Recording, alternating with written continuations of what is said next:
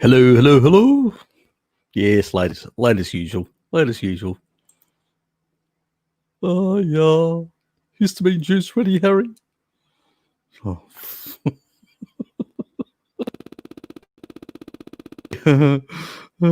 Milky milk.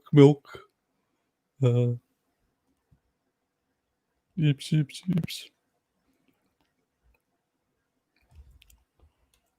Oh, fuck. Yeah. It's actually, I've actually put a bit of a vanilla flavor in it as well. Oh, well, you couldn't help myself.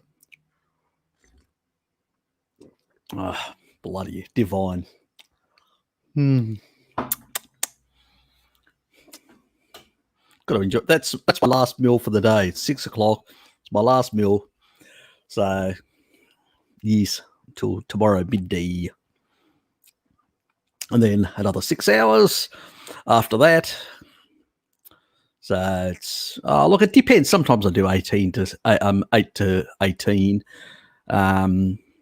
Normally do sort of 18.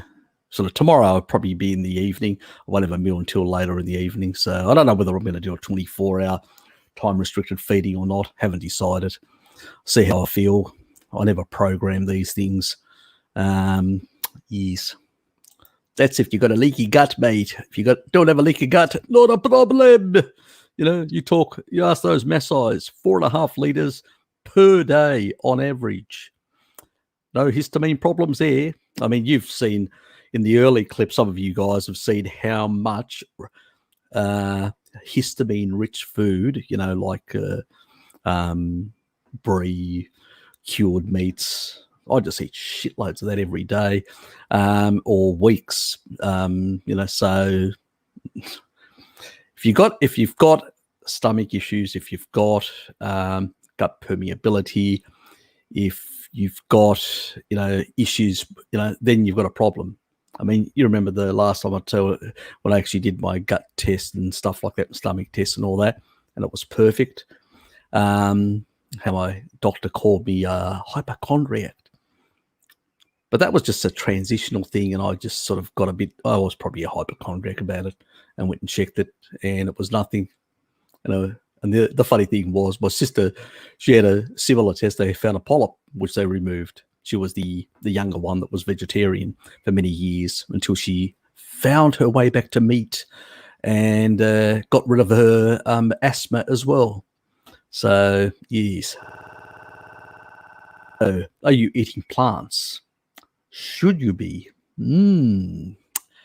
Are you a naughty boy and having too many plants, tearing your gut to pieces and making little holes in it? Those naughty fibrous hooks that hook and tear. G'day, Scotty again. Oh, good to see you, mate. Where are the trolls? Oh, there's where is T3? Probably wine bottle. T1. Or somebody actually posted a porno link, which I deleted, but guess who actually noticed it first? T1. And guess who's probably is already linked over there and is already basically cruising that site. That's why it's on here. What can one say? Since it's daylight savings, his time is off being Australian Eastern daylight savings time to whatever the rubbish it's called. Well, that sounds good. Milk time. Even better.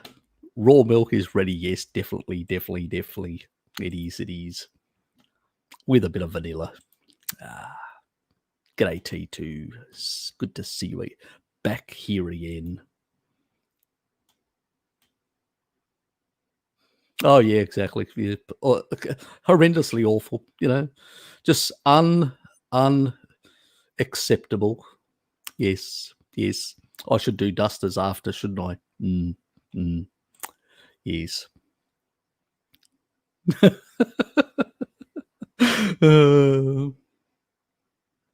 That's one thing you can do with goats. Let's move on.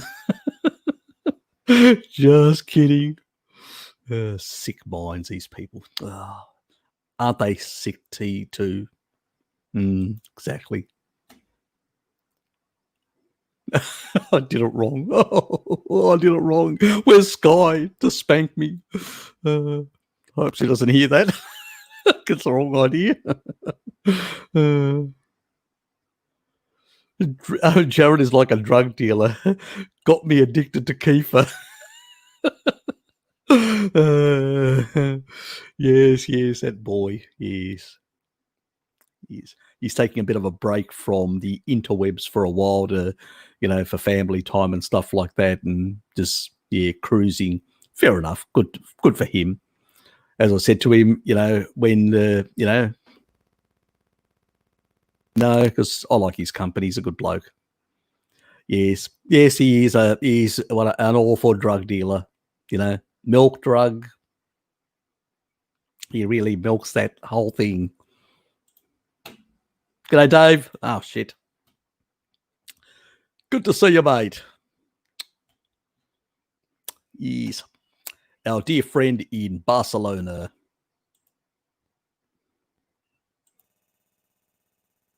Yeah, must be. Still.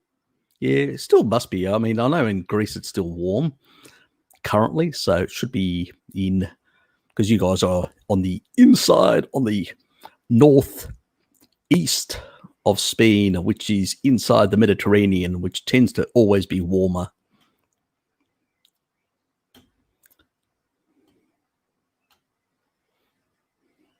He's showing.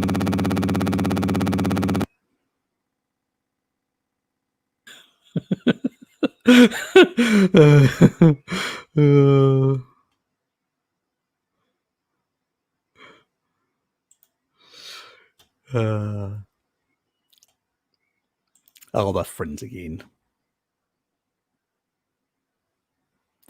Well, boys and girls, I'll do a basket.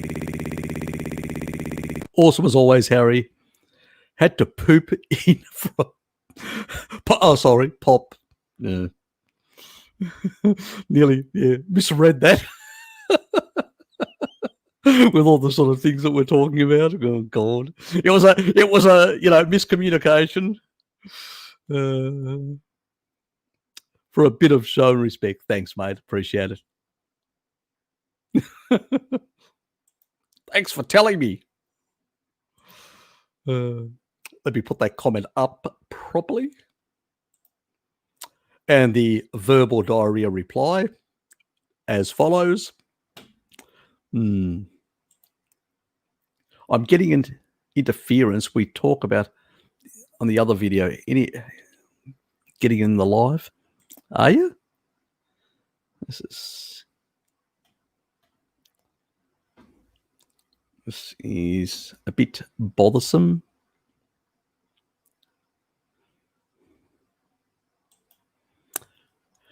Let me just pop out for a sec.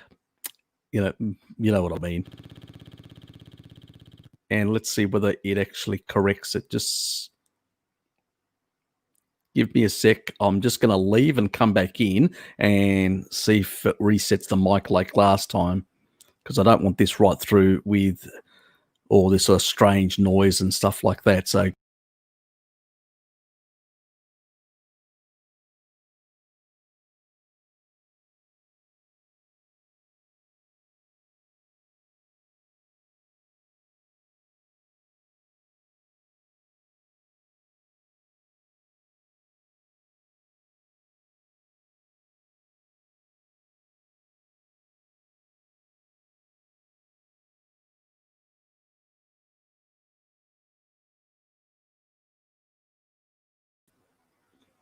okay. How does that sound? Does it sound better? Has it sorted itself out or not?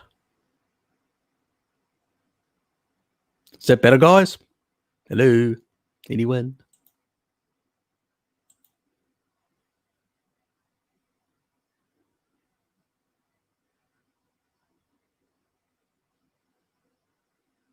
Okay, so It's okay for the moment.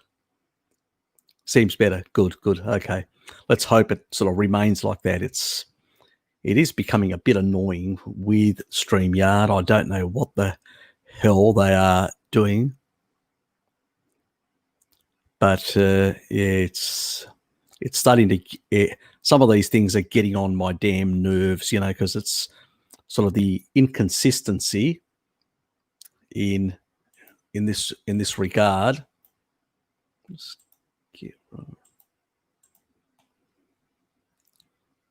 Yeah, hopefully that'll actually stay clean for the time. Was so turned out he depleted his ink.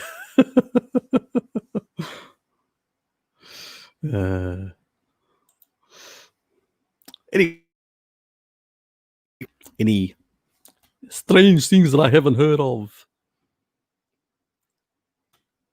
Any people we should know about?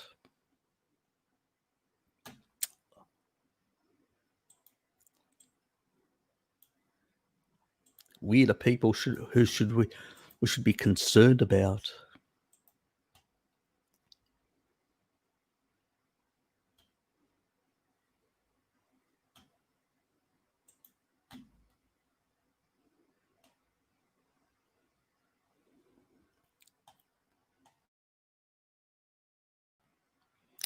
So, Harry, any thoughts on natural posture while sitting?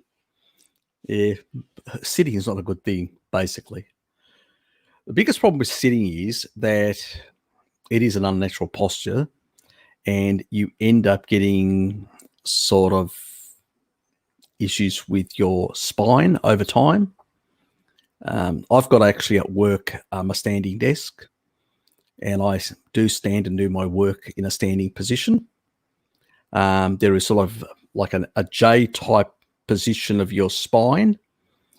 And if you've got that J type position, you don't actually end up with lower back problems.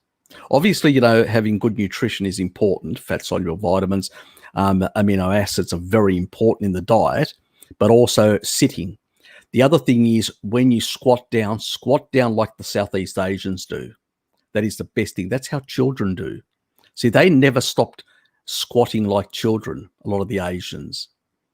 Westerners tend to bend forward, standing in a standard position, bend forward, and they actually put far too much. They also don't exercise a number of muscles around the glutes and other areas and some of these. And what happens is from that posture, they end up exercising the wrong muscles. And as a consequence, they end up tightening those front muscles, and the back ones are slightly weaker. And that is what weakens the pelvis and what weakens the back as well. So it's a problem. So if you can get a standing desk, unfortunately at home here, the way I'm set up, it's a sitting, but I don't do this on a regular basis. It's only the weekends or when I'm doing the occasional show. Most of the time, like at work, I use a program which has been put out by the University of Tasmania, Exertime. And so what happens is I basically every 45 minutes go for a walk. And most of the time I've actually got my desk, I'll put it in a standing position. So when I get tired, I'll sit again.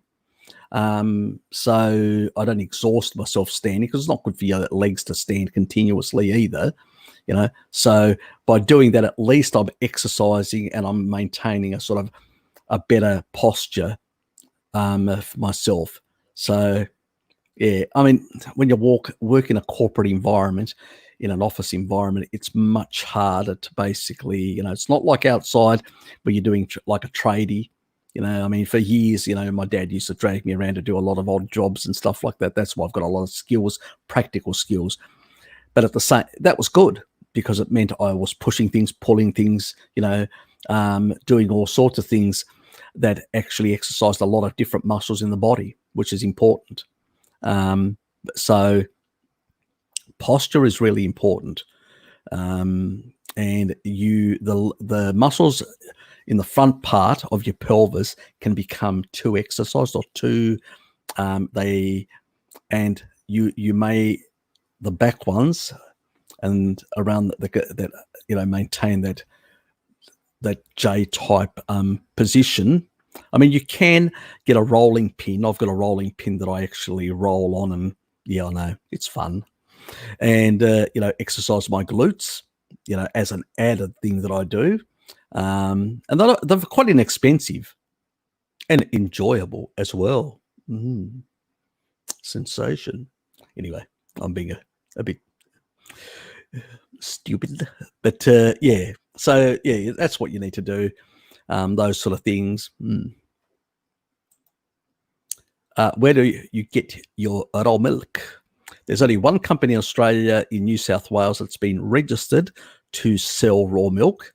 It is illegal in Australia generally. There are certain varieties of raw cheeses that are permissible in Australia. We get some French, some Italian cheeses here, and there are some locally made dairy products that are raw, but they are highly regulated and limited in supply and tend to be quite expensive as well. This raw milk that I get is made by cow. It's an Australian company, and they use a method. There are other methods around the world where they use a cold pressed method. So like you put the milk through a system where it actually heats it up to pasteurize it. They use a cold sort of puts a very, very low temperature. It's like a cryogenic type, which deals with the actual dealing with sort of pathogenic bacteria and stuff like that. The Australian method is slightly different. It's a new type method of cold pressed milk, and they don't actually put it through any sort of industrial system. So it's all the proteins or anything damaged. All it does is they basically get it from the dairy farm, they truck it in, they fill it up in a big sort of holding tank, and that tank then goes through, is not processed, goes through directly into the bottles, is put in directly into the bottles. And once they've put it in the bottles, then they basically seal it, goes through a process sealing, the cap's put on, and then it goes into a device which is put under enormous atmospheric pressure. So it's sort of when they call it cold press, they actually it's the wrong word, because actually they're using atmospheric pressure, high atmospheric pressure, to basically break the membranes of the bacteria.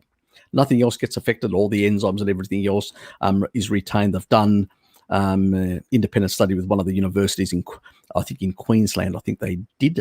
Can't remember now. It's been a while since I read it. I do think it is in Queensland, but I could be wrong, so don't quote me. And they basically then, retail it after that. So it's the next best closest thing minus the bacteria to raw milk. So it's raw milk minus the bacteria without any other from normal raw milk that would basically be collected and then distributed. It's just basically they do one more step in the between the collection and distribution, and that's basically putting it into the bottles and putting them in this machine. So it's a specialized Australian machine, and it's an Australian invention.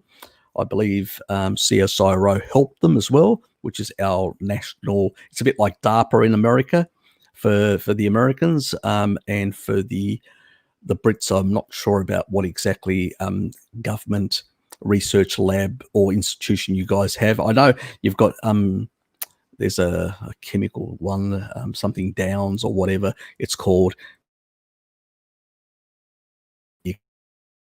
With this sort of research, we have sort of one Commonwealth, all of government sort of organisation that basically deals with these things. So, yeah, made by cow, as it's called. I will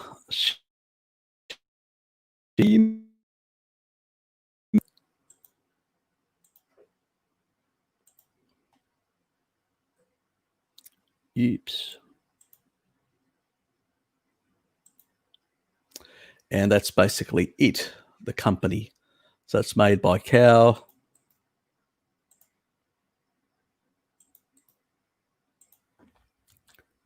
And they've actually got ask questions and where you can contact. So it's unmeshed. There's no meshing that happens. It's basically sourcing, bottling, and then cold high pressure. So what they mean by cold, they mean it's not cold pressed, it's cold high pressure. So because a lot of people call it cold pressed, they think about the American system, which is a completely different system. Hard press in the device where pressure is put. I think it's the same atmospheric pressure that exists at the bottom of the Pacific 6 times or something along those lines. And it just basically destroys the harmful pathogens, basically. So that's your regular pasteurization compared to this method. And then the bottles are just put in. They actually they do a test batch to make sure that there were no bacteria left alive to potentially cause any problems. And then it basically gets shipped out. Simple as that. And so they got contact details right at the bottom. And in there frequently and also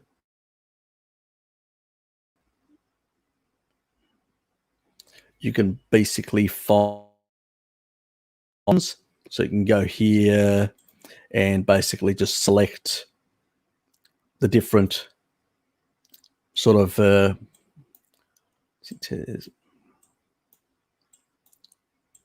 what is it? This whole part. So they still haven't put City Organic there. Okay. Well, in Hobart, it's City Organic. They just haven't put the location in on their website. So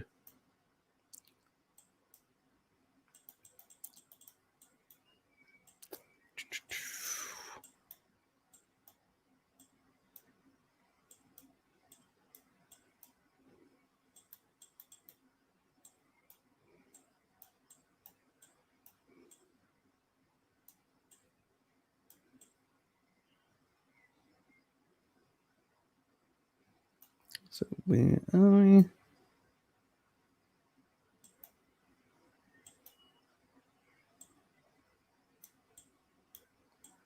Oh, let's move up Collins Street. Exactly. And there's Criterion Street. So anybody that knows Hobart, it's right there. There's the other central post office, and it's exactly right there where I've got the hand currently. So that is exactly where it is in Hobart, whoever's in Hobart. So it's at the top of Criterion Street, just before you get to Bathurst Street. So ease. So just covering that for anyone. I think most Tasmanians know about it, but I decided to cover everything. Now I've fucking lost my spot. Where am I? Okay. So yeah. So basically that.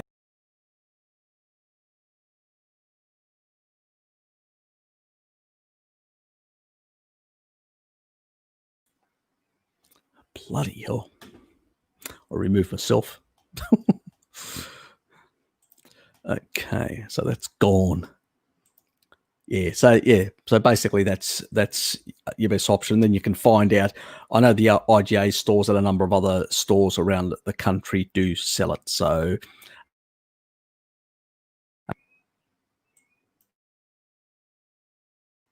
there may be other companies as well out there that you could probably get it from. But I don't know. I think that I'm not sure whether one of the major retailers is thinking about it. They were thinking about it. I haven't really looked into it. Anyway, you can do that. The site. There's the link. So if anybody wants to follow that through. Anyway, what are the vertical lines in my nails show? Is it a deficiency? Yeah, it's usually a deficiency. Yeah. It's usually deficiency of some of minerals or proteins, but primarily minerals.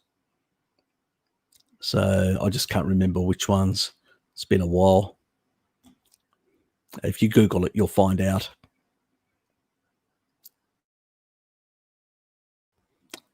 Regular weightlifting is good for posture. Yes and no. You still need to basically take a bit of time out to, to rest and recuperate. You tear down muscle, and then you actually build muscle by feeding yourself more protein and resting. Actually, all the building is happening while you're resting.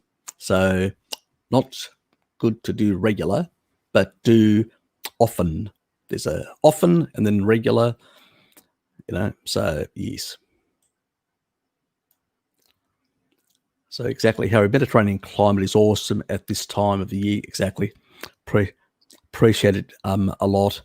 As for the UK, must help with vitamin D levels, I guess. Yeah, that's true. But even in the UK, Dave, it does vary. Sometimes it can be the warmth can last longer. It depends on the year.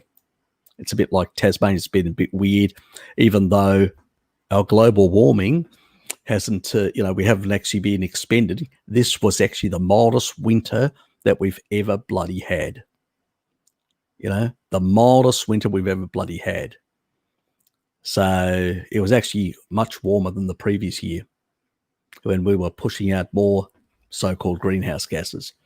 So as I said, I've always stated that, yes, it is a greenhouse gas, but it's such a piss weak one when you compare the quantity for the actual volume of space or volume of atmosphere when you do the comparisons with, not with Venus, but with Mars.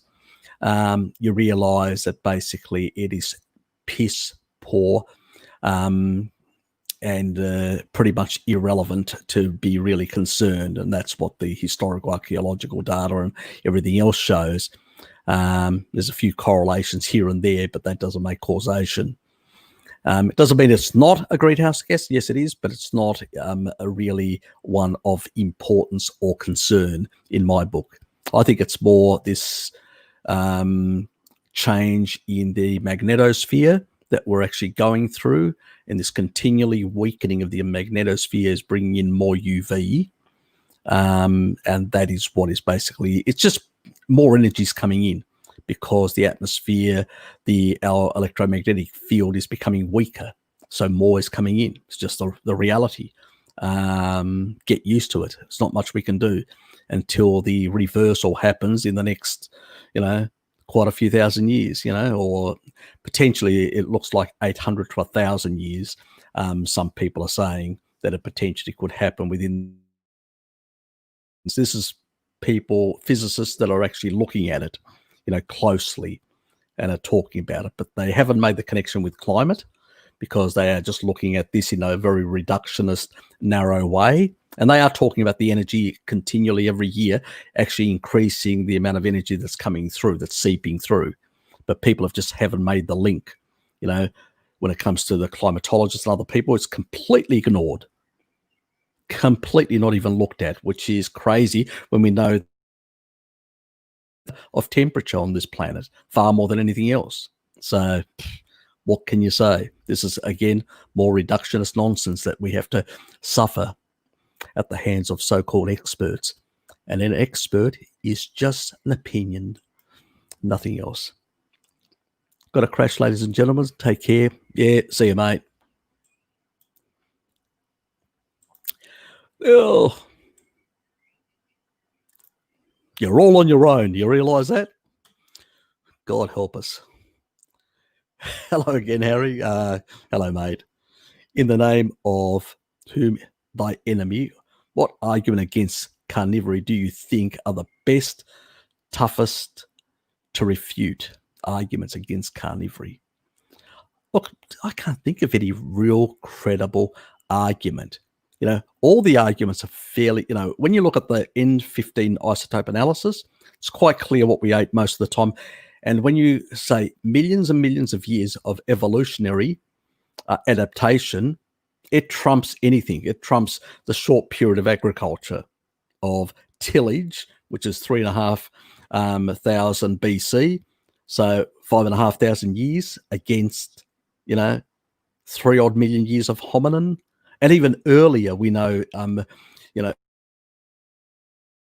the common ancestor, we consumed meat like the chimps do, they consume up to a ton, some of them.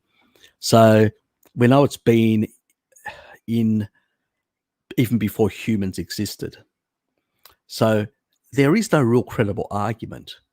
Probably the only arguments that could be made, because then when you look at other populations like the Maasai, they are a very much an animal-based diet population. It's pretty much dairy and meats.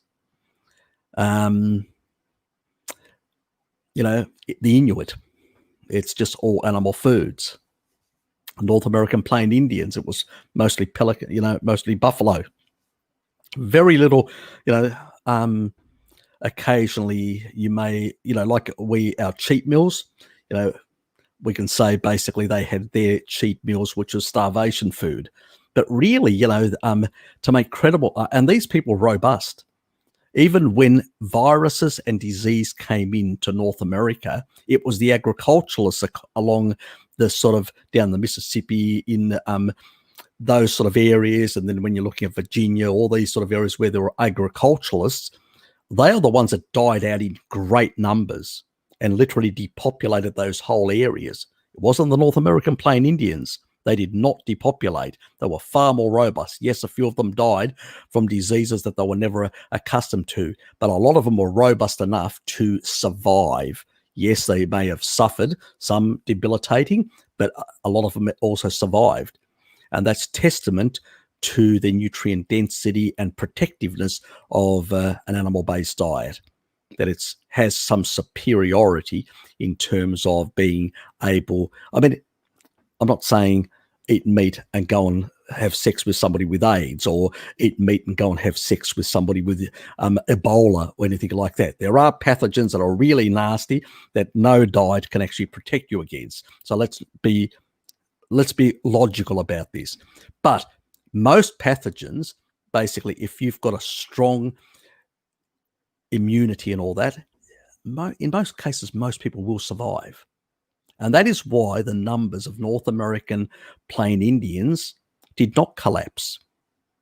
They were actually, due to wars, their numbers came down. And then when they were actually herded into these internment camps and fed kibble, that's when their numbers really, they got sick and started dying in mass numbers. Not before, when they were free to roam the plains as free warriors. So that's the fundamental difference. So I can't really find a credible argument. There's not much there. Even if you just check my latest one about mineral imbalances and all that sort of stuff, or detoxifying. Well, these things have got detoxifying stuff, and let me just get rid of that. Let me find. That's not that one. That was on DARPA.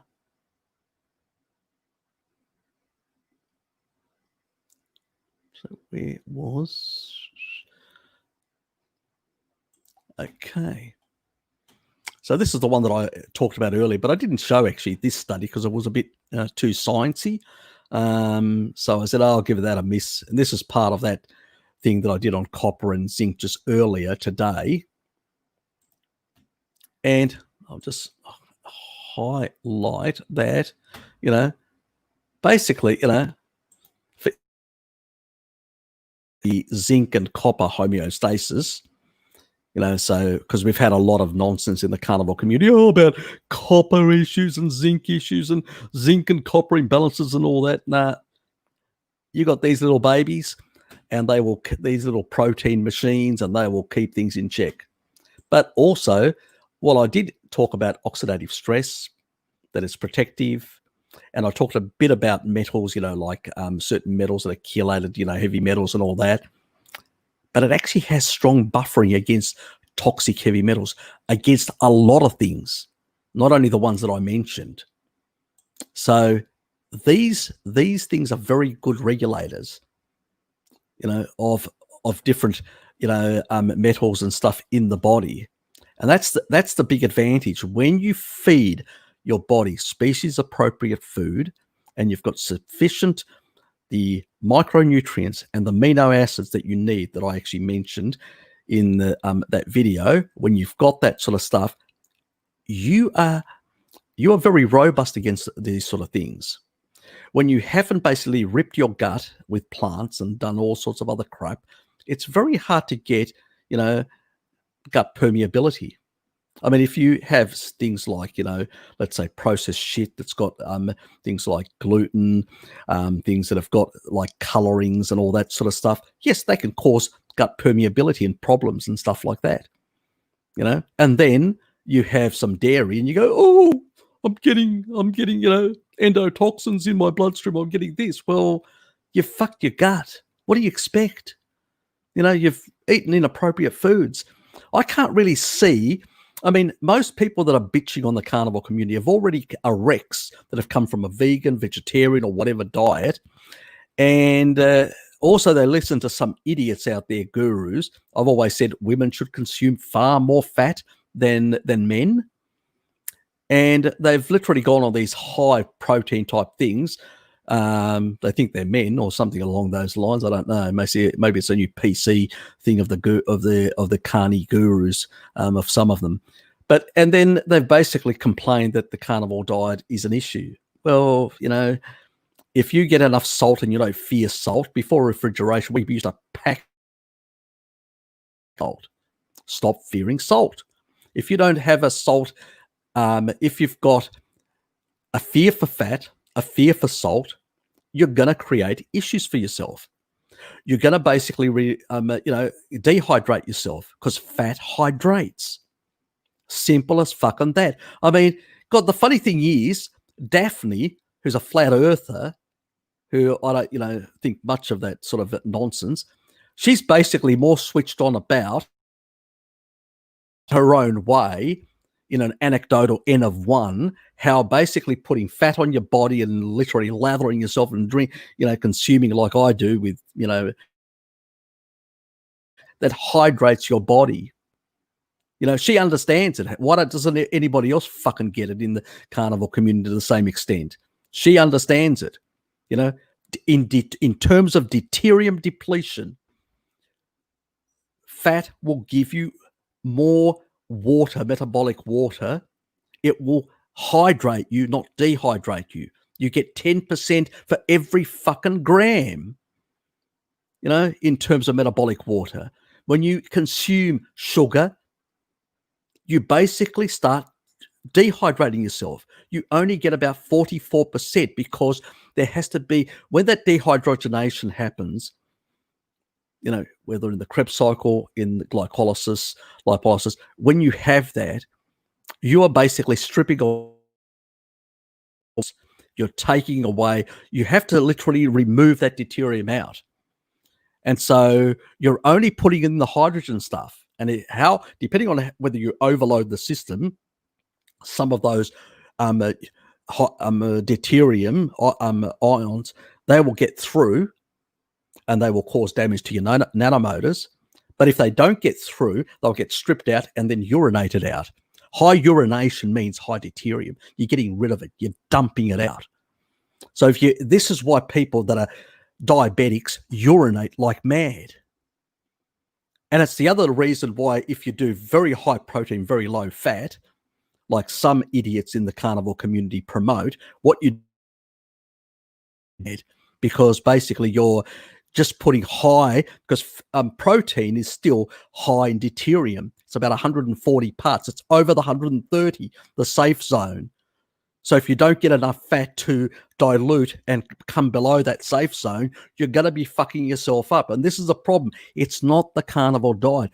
It's these idiotic stuff that is out there. Like you've got, I think, Ted Naiman and other people like this saying, oh, just wake up the protein. It's more thermogenic. That's what I say to that sort of nonsense, because it has nothing to do with physiology. Yes, it's more thermogenic. Big fucking deal.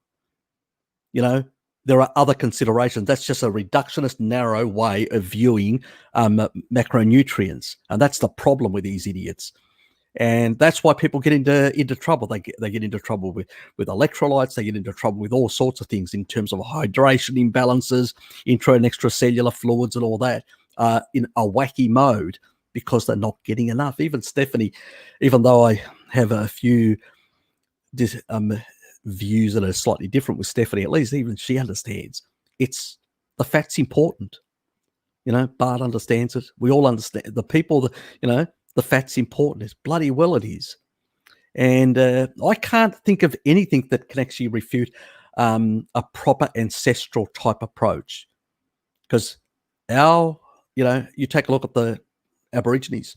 When they killed a kangaroo, if it wasn't that fat, they would leave it to rot because they knew it's all about the fat. Why do you think we switched to carbohydrates and the agricultural revolution? Because the mega beasts, as the weather got warmer, they become less fattier. We couldn't get enough energy anymore.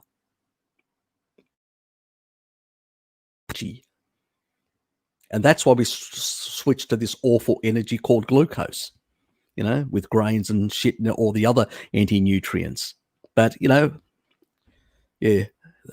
I've got no argument against. I can't come if you've got, I can blow away every single argument that people can put out there. Not one, so there is no best to refute or anything that I can think of at all.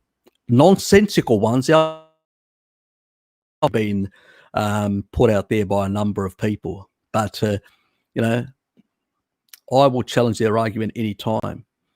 But they won't debate me, or they won't, for the simple reason that let's put it this way, not gonna happen. Yes. Look, we've heard all the nonsense. Operational people that basically, were carnivorous. You look at the Inuit. What did they prize? The fattier seals. They killed seals that had more fat on them. The more fat the seal had, the more it was taken. They didn't go for lean animals. The caribou, they actually hunted them at specific times of the year when they were their fattest. So they knew, they understood. And remember, living in a cold climate, you don't have enough UV to deplete deuterium. So fat becomes even important, far more important. The further away you are from the equator, fat becomes more important for deuterium depletion. The closer you are to the equator, you've got basically UV as a source of depletion. But the further away, you don't. Earthing does a bit, but it doesn't do a lot. The majority happens either from fat or UV.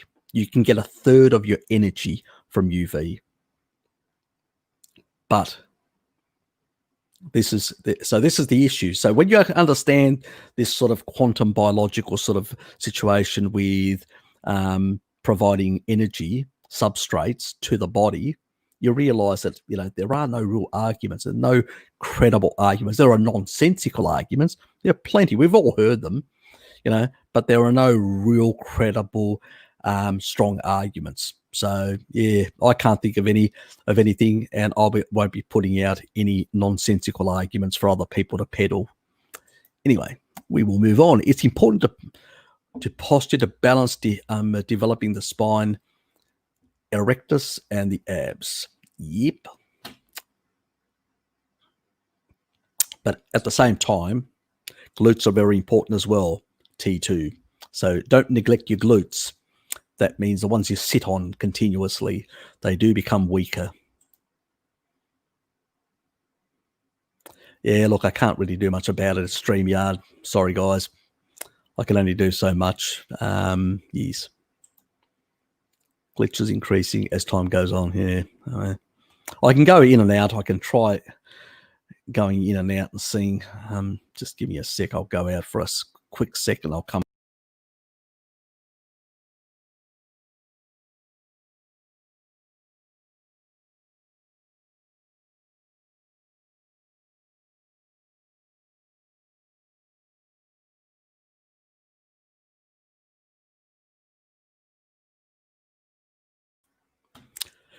Okay. Oh, he's still glitchy.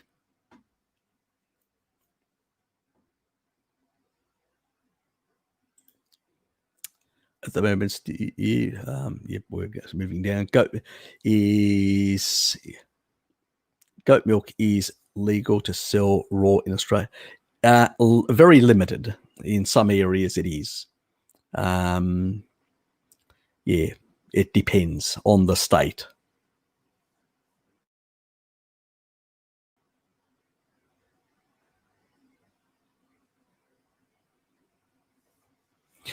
Yeah, the made by cow, basically that variety that I actually mentioned, it does still have the enzymes. So let's say you don't have both alleles of the lactose persistent genes, you only have one, then basically you will get some enzymes that are not destroyed through the regular pasteurization.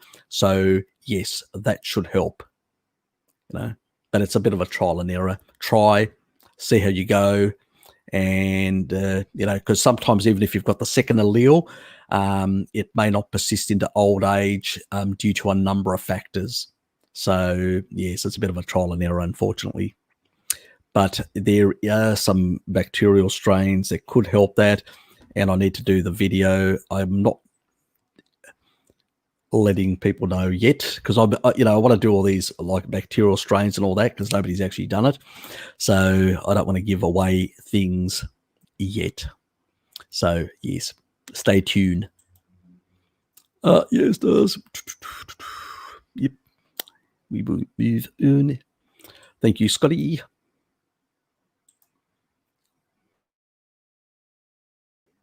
Yeah, it is unfortunate. Yeah, $6.90. I get it for 1.5 liters, $6.90. Yeah, so it's a bit pricey. It's got a bit of dust in my eye. Wonderful. Thank you. Probably need to get the dusters out. Literally. Yes. So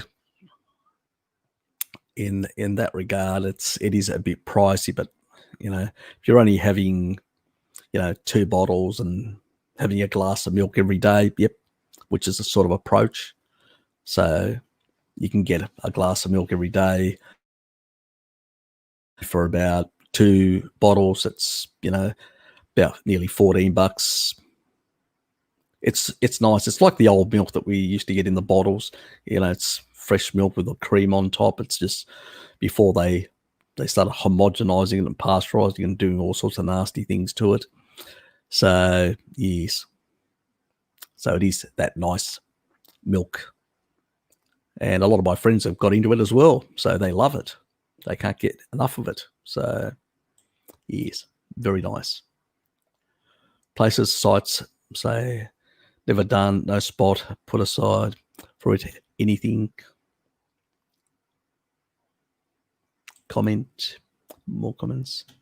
Have never had the chance to try it. More comments. You should try it if you get a chance. That's exactly right. Definitely the IGA stores. And I visited a few around Brisbane on their list. Nope. Go to the website that I've actually and contact them, and they will tell you which out stores have it. So it can vary. So that is the site. Go to it, and my local. Oh, okay. Damn. I'm being gouged in Hobart. Oh well, shit happens. G'day, mate. It's good to see you. Hey, Harry. I can only get my hands on organic pasteurized milk at the moment. Any problems with that?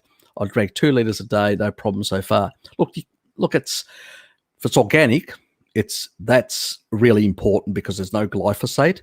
It's not going to damage your guts. That's the important. That's the other thing about plants. It's not only the plants have all these other fucking anti-nutrients, but also they have like glyphosate, which is a known. Well, it's not a known. It is registered by. It was registered by Monsanto's at the time as an antibiotic. So it's a registered antibiotic with the patent office in America and in a number of other countries. So, because the company was actually considering using it as an antibiotic as well.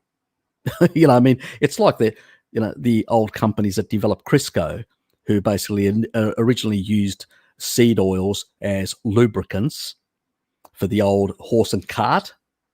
And when motor vehicles came about, obviously the temperatures were much higher, so it couldn't work. That's why the petrochemical industry took over all those. And then these guys reworked the chemistry and produced, Crisco, the first junk seed oil products, and then the rest is history. But when it comes to the only difference with the pasteurization, at least it's not homogenized, which is good. It's organic, so it won't have any glyphosate or any of that crap to do damage to your gut. The only thing is it's going to be, you're going to lose some nutrition, some B vitamins, not all. You lose some. Vitamin C is definitely lost, There's no way you're going to. So you lose vitamin C completely, nearly. There may be, it depends on the pasteurization heat and time. You may have some left over, but it's very, very small in that regard. So, yeah. And so, yeah, it's better than nothing. Let's put it that way. So at least I would say the fat soluble vitamins, you don't lose much. The water soluble vitamins, you lose a bit more. Vitamin C obviously depends on how much you lose. You lose some of the enzymes, obviously, which means that you've got less of the lacto. But if you've got lacto-persistent genes, it's not a problem, like me. It's just, you may lose a few of the micronutrients. That's basically it. So, but in terms of macros, there's not much difference, in that regard. So if you're looking at fat, protein, and the lactose part, there's not much really difference. Yep. So anyway, yes, please. Hit the damn thing. Hit the damn thing. Is cancer mitochondrial dysfunction? Yes. And if it is, then low deuterium water can have therapeutic effects. Yes, it definitely can. What you basically will do is you will basically, what is he saying there?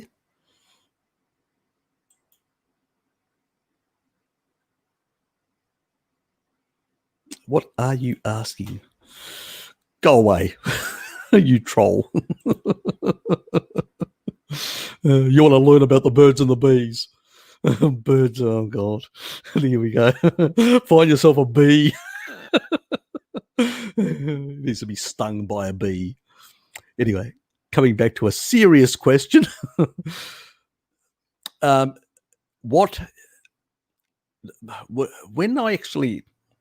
looked at research, and there's not much research when it comes to metabolic water in clinical studies in humans. So I can't point you to a human study and say, look, there it is. But I can point you to. So this is how the Hungarian company that produces DDW25, which is a depleted deuterium water, were able to register it with the European Union. I'm trying to remember anyway, I just can't remember it. There's actually for the veterinary products and stuff like that, there is in Brussels, there was a specific EU body that basically registers them, which basically means that you can then sell that throughout the whole of the EU, but only within the EU. And it's used basically as a means of reversing cancer, as a cancer therapy. So it's actually being used to basically displace. Once you basically destroy a lot of your nanomotors and you really damage your mitochondria, what happens is your body only can extract energy from, basically lactate, glucose, these sort of things, these substrates. That's what produces so much lactate. And as a consequence, what you want to do is you want to reverse that. So what happens is, how do you reverse it? Well, by putting in a whole lot of depleted deuterium water, you basically flush out all that deuterium out of the actual mitochondria. And once you do that with good sleep, because melatonin is important, it's a potent repair mechanism. Damage also has happened. So if you've got severe damage, it can be a very slow process. So if you've gone through multiple chemotherapies and stuff like that, you've really done a lot of damage to your mitochondria. It can be a drawn-out process. And I've got a lady that I'm going through a long process of months to deal with this sort of stuff, with severe dysfunction. She had cancer a couple of times and chemotherapy and a lot of damage. So what you want to do is basically, work out your energy. I don't know whether it's about you or somebody that's a relative of yours, or exactly what exactly. If you want more details, send me an email and just highlight in the subject matter like cancer, stuff like that. I usually prioritize those sort of things where people are really at higher risk. And I go through the details of explaining how to use metabolic water to displace certain things that will basically help improve mitochondrial function and stuff like that. So that'd be a long discussion in that regard. Because basically what they have actually seen with the dogs is, once you basically start getting oxidative phosphorylation happening again and start generating energy, because remember, glycolysis only produces very little ATP. And even so, at the end of the day, it's the high ATP comes from ATP synthase, complex 5. So that's where you get the majority of energy. So once you shift that energy back to basically the mitochondria generating energy, and it's improving, the cell gets a signal that basically, things are looking good again. So what actually happens is, as the energy improves, it will downregulate these pathways. It will turn off the oncogenes. They will downregulate. They will turn off. And then once it's safe, only when it's safe. So you may still have cells that are in a cancerous state, but once it's safe, then those long chain fats, which are 22 carbon long, which are elongated around the nucleus, they will untangle. And basically then normal function can start happening, and repair and all that can start happening again. So it takes time, and it depends how damaged they are. Some are beyond repair and the body will just get rid of them. So yeah, it's a lot of things like that. So yes, you need to go back to school and learn the birds and the bees. That's. Do you know any example of health deterioration after switching to a carnivore diet? Not really. No, not really. Most people usually had underlying issues and are doing some wacky sort of things with electrolytes and wacky sort of things with foods and wacky sort of things that are basically getting themselves into trouble. As an example, they're not getting enough protein in some cases, or they're not getting the sort of the micronutrients they need to balance properly those. If you have seen my previous video that I did just a while ago about copper and zinc BS, go and check it out. and it will explain why when you get sufficient types of amino acids and minerals, you basically you will have the sort of proteins that can regulate all that and keep it proper, like I showed just earlier. And also detoxifying and all that, helping the detoxification system and everything else. There's a lot of mechanisms. It's not just one. Yes. So, yeah, I haven't seen anyone. And ancestrally, I haven't seen anyone. But obviously, there are some people that have got too much damage, and doing a steak-only carnivore diet isn't a good idea, because it's not it will take a very long time for them to get enough nutrition from that steak only to repair, because usually they've come from a very bad, poor diet. They're very depleted. And in those cases, really, what you should be doing is you should be really hitting the organ meats. Seafood, crustaceans like mussels, like oysters, organ meats. You need to maximize the nutrition, because most of these people are deficient, severely deficient in micronutrients from inappropriate living for many, many years. Who basically had MS. She did a lot of the organ meats and some of this sort of stuff and mussels and stuff like that. You know what? She was able to reverse her MS because she was able to get all that loss, that massive loss of nutrition that her body was starving for. And once it had all this, because if all your enzymes, what does your body do? It uses protein for certain things, for building blocks for cells, and to construct trillions and trillions of little machines we call enzymes, or little protein organelles. And these little buggers go around doing a lot of work, fixing things, repairing things. But for them to be activated and work properly, they need cofactors. Those cofactors are minerals and vitamins. That's what they are.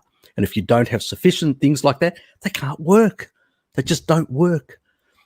So a steak-only diet is not appropriate for somebody coming off a absolutely debaucherous past lifestyle, I can tell you. And if anybody tells you that steak-only is the way to go, they're an idiot, as far as I'm concerned. Organ meats for certain people who are really in a bad health deteriorated stage is what is required to really restore. And that's what happens. Some of these people go on a steak-only diet, they listen to idiots, and they basically get, I can do a steak-only diet if I wanted to, and it wouldn't affect me that much, as long as I've got my choline, because I do have genetics that I need to get the choline in, okay? So either by eggs or organ meats or by a supplement. But that's me, and there's 12% of Southern Europeans and about 10% of Northern Europeans that have that problem. Most people don't, okay? But I do. But if, let's say, I didn't have that problem, then I wouldn't have to really worry, because my body would be able to handle a lot of these sort of things. If I'd come from a keto, paleo, those sort of diets where I had good nutrition, and so I didn't have any deficiencies, and it probably is less of an issue. Easy transition, blah, blah, blah. But a lot of these people don't come from good diets. They come wrecked. And so obviously, just doing steak only may not be sufficient. It probably will work, but it will take much longer. And supplementing is shit, because most of it gets pooped out anyway. It doesn't get absorbed. Some of those liposomal types do. So liposomal, but they're expensive. You can't basically live off liposomals. Going and buying expensive liposomal, meats, which are cheap as buggery, it doesn't make any sense. And this is what I'm saying. So people just need to understand there's a time and a place for everything. What's this? Sex for a vegan is a feeding process receiving some needed animal protein. Nice one. There's a bit of truth in that. If you're on the receiving end, you get the nutrition, not the giving end.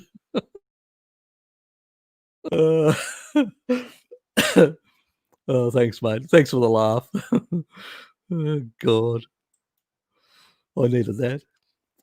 I've said in some raw carnivores, Nick, after eating something, and full of some parasites, etc. Yeah, exactly, that as well. It's not so much also parasites. The reason why we cook food, and 1.5 million years ago we started cooking food, what?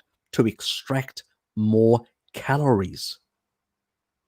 So, and what you get from raw foods, and we're talking about raw meat, if it's fermented, yes, you'll get both the enzymes, beneficial bacteria, lacto-type bacillus bacteria, and a whole lot of other things.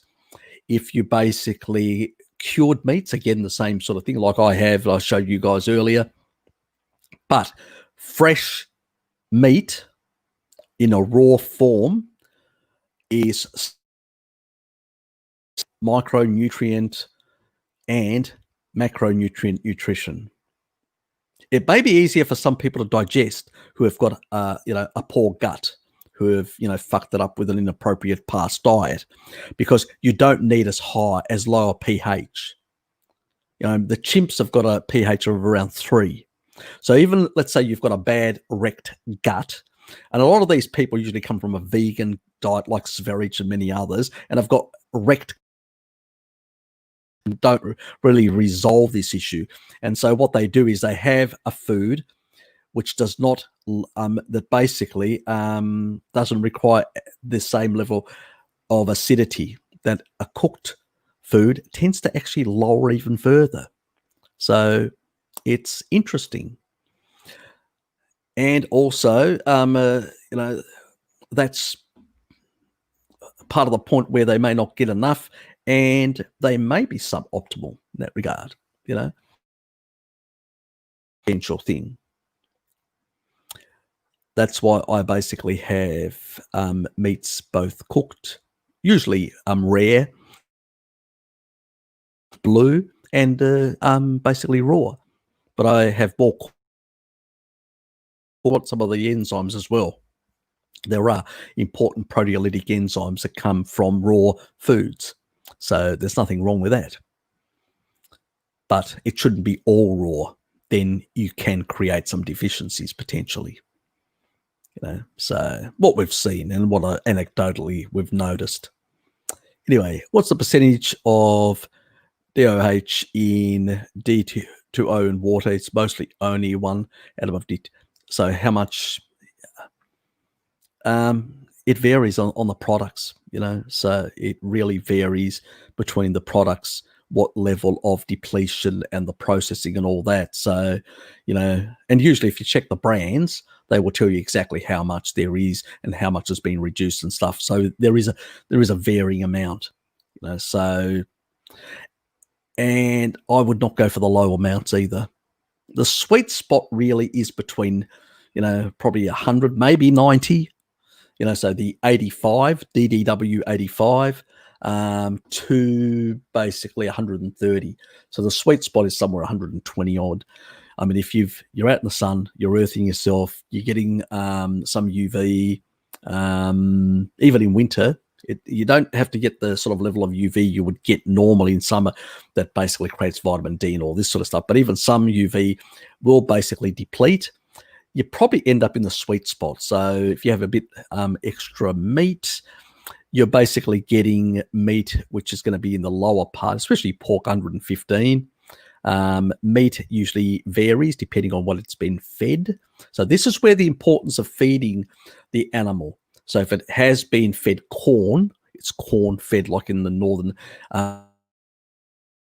slightly higher deuterium. So you will basically get meats that will probably be like 100, the protein part that is, like 100 and anywhere between 138 to 142 parts per million. So it's over the 130 mark. Sugar is much higher from the 145 onwards. And obviously seed oils that have come out of an industrial process are as high as 255 parts per million.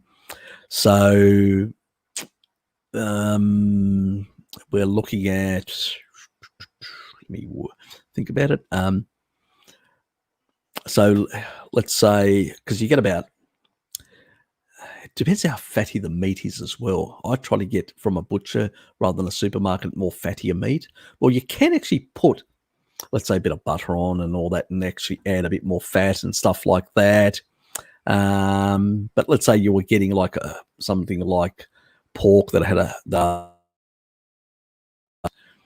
and we'll go just for half, because usually the fat is, if it's a fatty cut, it'll actually, be just as much fat as protein.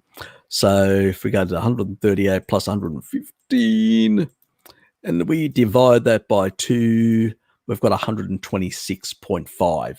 So it is below the 130.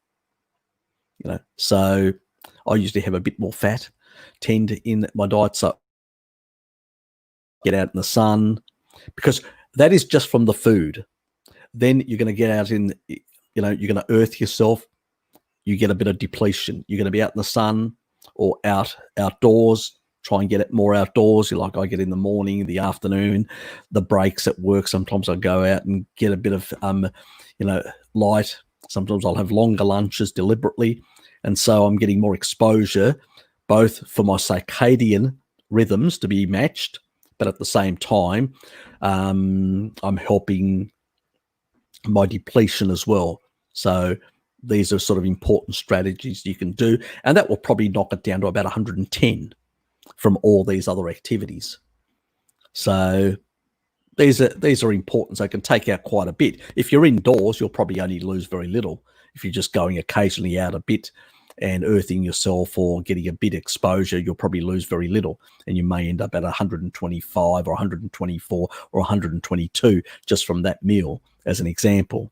So, but you'll still be in the safe zone with animal foods, but you won't be necessarily in the most optimal, depending on, it's not only the food, it's the environment, it's how you expose yourself. And we're not talking about T2, we're not talking about that sort of.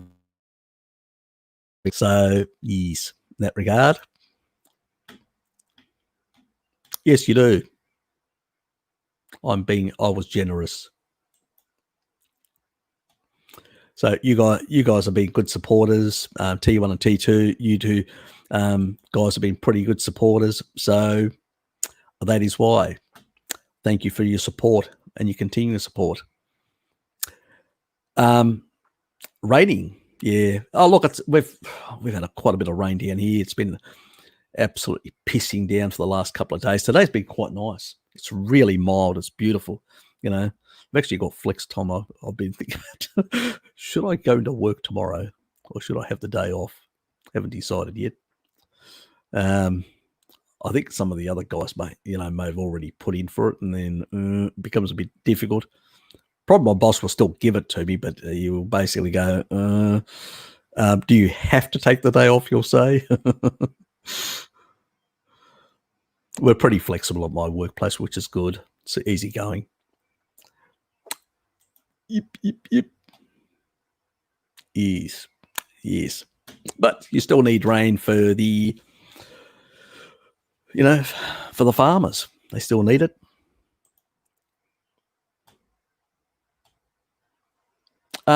It tends to be lower as long as the cows are eating grass. Problem. This is why organic is a good option, because if you've basically, it depends on the country. Like in North America, some places they do feed a lot of the cows, the dairy cows, grains. And those cows will have high deuterium levels in their milk. But if it's grass is very low because of UV radiation of basically all green stuff is. So the leaves of plants, of trees or whatever, are all deuterium depleted. And all the deuterium is actually put as a growth factor into the seed and into the fruit. So now you know why eating seeds, which people in the paleo community, in the low carb community, in the keto community tell you, oh, seeds are great. Forget about only the the lectins and all the other anti-nutrients that are in there, they are packed, absolutely packed to the hilt with deuterium. They are some of the highest. I mean, seeds and fruit are some of the highest concentration deuterium. Why? Because it's a growth factor. It's put there to basically grow another tree, grow something, another plant. So, yeah. So basically, if it's eating grass, that's why I say they're the worst type of carbohydrates to be eating in terms of deuterium. In terms of grass, not a problem. And like that milk that I get, it's basically the grass fed and all that. The other stuff, the cream that I get is all grass, so grass, cow to me, so, and also a lot of the actual farmers up there in Tasmania have also gone organic, which is good. So some of them still use, like if the animal gets sick, but they do say they take it out of the milk production process, which is good, at least that, when it's being treated by the veterinary, the vet, so, but yes, but there are all these sort of issues in agriculture that we can never forget about. But generally speaking, milk tends to be low deuterium for the simple fact that it's, coming from grass primarily. So there shouldn't be a real issue in that regard. It's a bit like your sugar that you produce in your own body endogenously. It's lower in deuterium, comes from triglycerides. It already has been deteriorated, as they call it. Anyway, so there are reasons, and that's why there are different isotopes in different sugars. The concentrations, they vary. There are specific reasons why they vary, depending on how they're being produced from what sources. It's simple as that. Not all sugars are the same. Not all anything is the same. Not all protein is the same. Not all fats are the same. So there are variations. Even fats themselves have varied levels of deuterium. Like tallow and butter is higher than lard. Lard is lower. And most people would say they would put tallow before lard. I don't. I put lard before tallow, but that's me. But, and now you know why I consume quite a bit of pork and bacon and stuff like that. So, yes, I've got my reasons. It's deuterium depleted very much. Thank you very much. So, these considerations. And the year, depending on, I do need to make a documentary on a sort of a clip, a video on that, because it's really interesting the way the bees actually detect the type of honey that they want, which has got the highest growth factor. That means the highest deuterium. So, yeah, maybe topically it's a good thing, and that actually well, not only is it basically good to basically, for the pathogens and stuff that it's in, is really good as topical because it actually increases the growth factors and the healing. So it's a good thing, but it's not good to be put in the body as a food. Use it topically. As I said, like plants, use them as medicine, use them medicinally. The same thing with honey, use it medicinally, don't use it as food. Anyway, it's good. Yes, exactly. More people. Okay, so I just lost my spot. G'day, Cynthia. Good to see you. You were here earlier as well. I noticed you at the end of my other live stream. Thank you for making the effort. I know we were all busy. We've got other things, family life and stuff like that always will tie us down with different things, but I do appreciate it. Thank you. I like you. There you go. Nothing beyond that. Do not any other. What about the spine stuff? Herniated a disc a couple of years back. For sure, had some pelvic tilt, muscular imbalances. Yep, that's it. I really suspect I had some strong nutritional factors, maybe fat-soluble vitamins. Yep, proteins and fat-soluble vitamins are an important element, but there are some posture issues as well.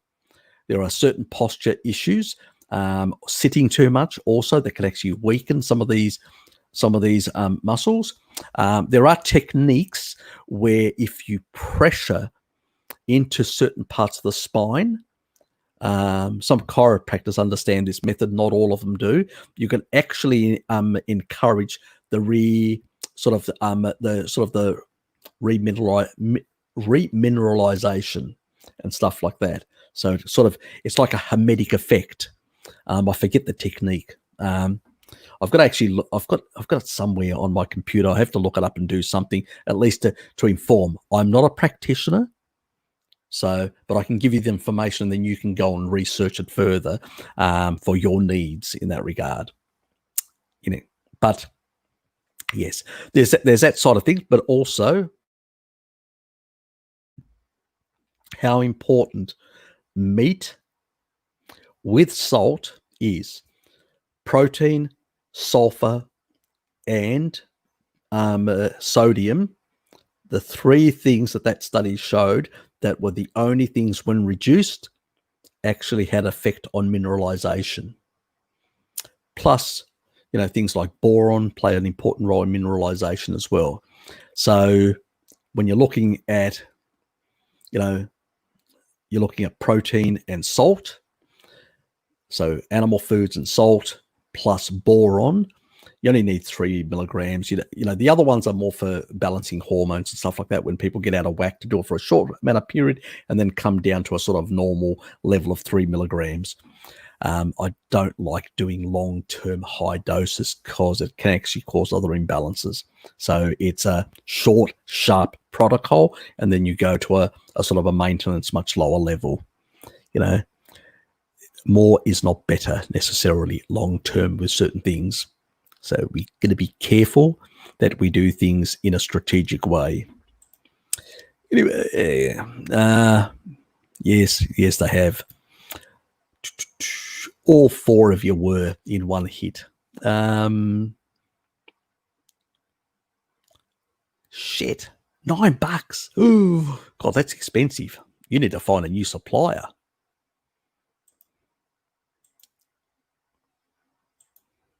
That's what they thought about it. I used to pay $1 a litre for raw milk from a local farmer. Yeah, look, that's the craziness. These companies literally are ripping us off big time. They are making multiple fold. They're not making 1,000% profit. They are literally screwing the actual farmers completely. And this is why the farmers sometimes, let's say, it's not because they want to, but because of the cost and the lack of and the income suffer, sometimes they cut some corners. So I don't blame the farmers, I blame the whole sort of setup. There's a lot of unfairness in the system and too much monopolization. That's what you get with monopolization, and not enough freedom for people to sell directly to the consumer. Cut out the middleman, unfortunately.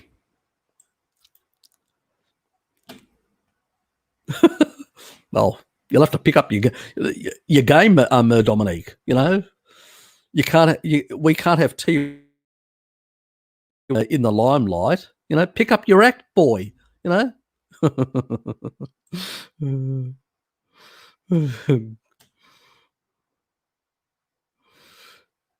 Okay, sells it for $6.50. Yeah, different places depending on. Yeah.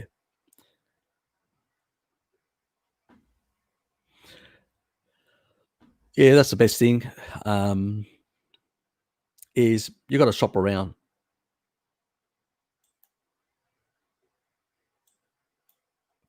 Yeah, look, some of you guys are lucky. I'm envious. $1 for raw milk. Oh, God. I can literally bathe myself in raw milk. Can you imagine? That cheap? I'd just fill the tub, I'd feel like Cleopatra. Yeah, don't get into ideas, bird brain. uh, he's too sick to be a virgin. Fingers crossed. You mean finger fucking? Oh, oops! Did I say that? Oops. Yes. Let's move on. God Almighty! Before I get into the sexual innuendos, and then I'm banned from YouTube. God.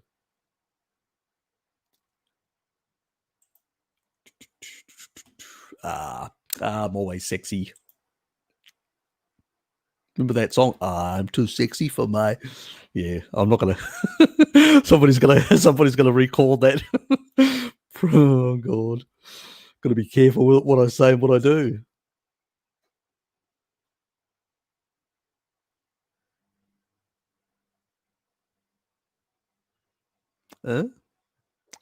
We got can point you to, and then no sound. Are we okay at the moment? We are okay. Okay. Hello.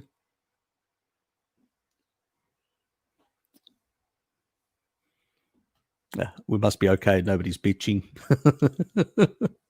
Do, do, do, do, do. God, that must have been very hard. Did you lose any feathers over it?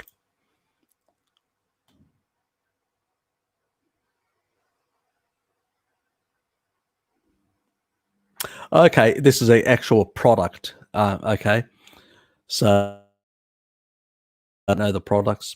There's a lot of them out there. I mean, I just hydrate and deplete with fat. I mean, ice cream on the Saturday, and it's 2 ice creams, or a part of a tub, and it's usually about 50 to 60 grams of sugar, which basically means, okay, yes, it's not good. It probably does engage the Randall cycle for that day, and it probably takes a few days after that to get back to normal. But that's my cheat. It could be worse, So, and it's still low carbish at 60. It's not keto, but it's still at 60. Yeah, put in some of the dairy, probably gets about up to 80, maybe around there. So it's still not too bad for a bad day. Anyway, here in Europe, we have some beef and lamb from New Zealand. May I take that for granted that it is, that is grass fed and grass finished. Yep. If it's from New Zealand or Tasmania, we got so much grass.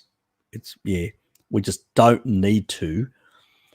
It would be stupid to basically feed animals grains in this part of the world. Why? Because basically the grass is dirt cheap. So yeah, so you can be 100% safe and all that. And it's also all the butters as well from Tasmania or New Zealand. All the butters are all grass fed as well. Creams, butters, milk, the whole lot, because it's cheaper, So we don't put those inputs in because they're not required. So it's a very different game from North America, and even parts of Australia where they get droughts. In those areas, they do feed the animals some silage and some low quality grains together with hay, which is dried out grass, which isn't the best quality grass. It's dried out. It loses some nutrition as a consequence. So yeah, so when you combine that, it's probably slightly suboptimal. So Northern Australia, where there is this sort of, especially in the dry periods, where they do use some of these inputs, it's going to be somewhere in between the Tasmanian, New Zealand stuff and the North American stuff, which, yeah, so that's the sort of levels. Europe is a mixed bag. All over Europe, it's a mixed bag with some, it's more like you could say other parts of Australia, Northern Australia, where there is a mix. Places like Ireland and the British Isles are probably a bit better, and probably in the northern parts of Europe, why bother feeding them? Why bother importing any of the stuff? So parts which are greener and wetter tend to basically, there's no logic in basically importing grains to feed animals when there's so much bloody grass around, which is free. So that's usually the thing. I mean, you can actually check. There are, I'm trying to think, I think NASA may have a sort of like a green map where they show the different parts that are more green around the world in different parts of the year. You could sort of check that and find out which are the areas, and then work out the likelihood, if it's coming from that area, what the type of most likelihood that it'll be. So you can make some use of that organisation. Anyway,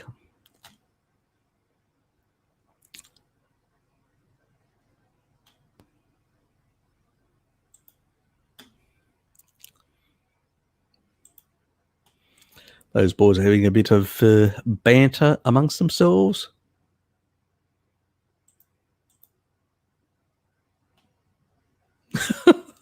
Don't be threatening, be nice. Any knowledge on vitamin antagonism, like people saying vitamin A depletes vitamin D, I assume one nutrient is just using up the other for its own. Look, what happens is you can basically get, it's a bit like what I talked about the minerals earlier. People like supplementing beyond belief can create imbalances. And there is utilization because there are similar sort of pathways that utilize this sort of stuff. Give you an example. Oops, nearly popped out. There, like with the minerals, you can have that sort of thing. There are a number of pathways, like the methylation pathway is an example. The more folate, if you supplement folate and you supplement too heavily, like some of these naturopaths do, what it does is it requires to basically utilize folate. You require more B12, complete B12 for other functions, and so it's not a good idea, you know. So and this is where some vegetarians and vegans get into trouble with mixing and matching inappropriately and stuff like that. On a carnivore diet, if you're getting real sunlight, and we're not talking about supplements here, just real sunlight, vitamin D, and you're eating the fat of animals, or whether the fat coming from the dairy source of animals, you're getting the MK4, you're getting basically like butter, it's got retinol, eggs have got retinol, all these things. You get some vitamin D, very limited, and all that. Now, if you take some low-level supplementation whatsoever, but if you take very high levels, like therapeutic levels, like 40, 50,000 IUs, you better up the other ones as well in that regard, because they are not normal physiological levels. You're taking those to fix a deficiency, but you need to balance that with higher retinol and all that. And that's why I say to people, if there is a reason, like you've got an autoimmune diseases actually do better when you take more fat soluble vitamins. So if you're going to up vitamin D, up minoquinone 4, and I've actually shown supplements of minoquinone 4, and also up your retinol with, especially with cod liver oil, but a high quality one like the Rosetta one. So that's what you, you know, when it comes to actual clinical studies showing this, there are none, because they're not ethical. All we've got is some very old studies, and the problem with there are some confounders, the way they were done, the studies, and the way they were measured, which is one problem. Some are in animals, and some of these fat-soluble vitamins operate differently in certain physiologies, which is another problem. And the third problem is we've never conducted actual proper clinical studies in humans to work out the relationships and interactions and all that. So I say to people, we don't know enough. But if you're going to take the other ones up, why take the risk? That's all I can actually say. Advise you that if you're trying to sort out a deficiency, short-term high supplementation of D or A or whatever will not term that usually causes the problem. So even at high doses does not really cause an issue. It's the long-term thing that usually can create all these sort of imbalances. And I say the same thing with people when they throw in shitloads of this, and they cause all these imbalances. They overload the system. The system, usually like a magnesium, it secretes 120 milligrams. And as I showed you last time, you guys, I consume about, well over 200. So I get more than enough. I don't need a supplement, because I keep the salt up to make sure that I don't lose more magnesium, and I just lose the normal physiological loss that happens, which is obviously if I dropped my salt, I'm going to dump more of the other electrolytes to get new homeostasis at a lower level. But then I would be a fool, and then I can't blame. No, it's because I fucking dropped my salt, and now I've dropped the other ones to achieve homeostasis between those pumps. So I've done it to myself because I've got a fear of salt since refrigeration, and I ignore the past because I'm ignorant of the past and I've been brainwashed. So there are a whole lot of reasons. So we need to be very careful, some of the reductionist arguments that are put out there by people, especially when they don't have any science to back it up either. So, but I wouldn't be taking the risks, but they don't have credible science. And I actually argue with them and say, show us the studies. They've got nothing. They say, well, we've got some anecdotal evidence. Yeah, I go, yeah, whatever. Go away. Don't fucking annoy me. So that would be my question to that. My answer to that question. Let's move on. Watch out. Oh, he's been frustrated, has he? Sexual frustration can do that to you. I had to say that. Look, sorry, I had to say it. Thanks for that, Dominic. Milk farmers over here only get 0.3, so 30 cents for every litre. God almighty. Raped and pillaged by a monopoly factory. Yes. Dairy business, a monopoly dairy business, I suspect. Yes. Not sure about the blank spots. What? Must have lost my cohesiveness. Okay. And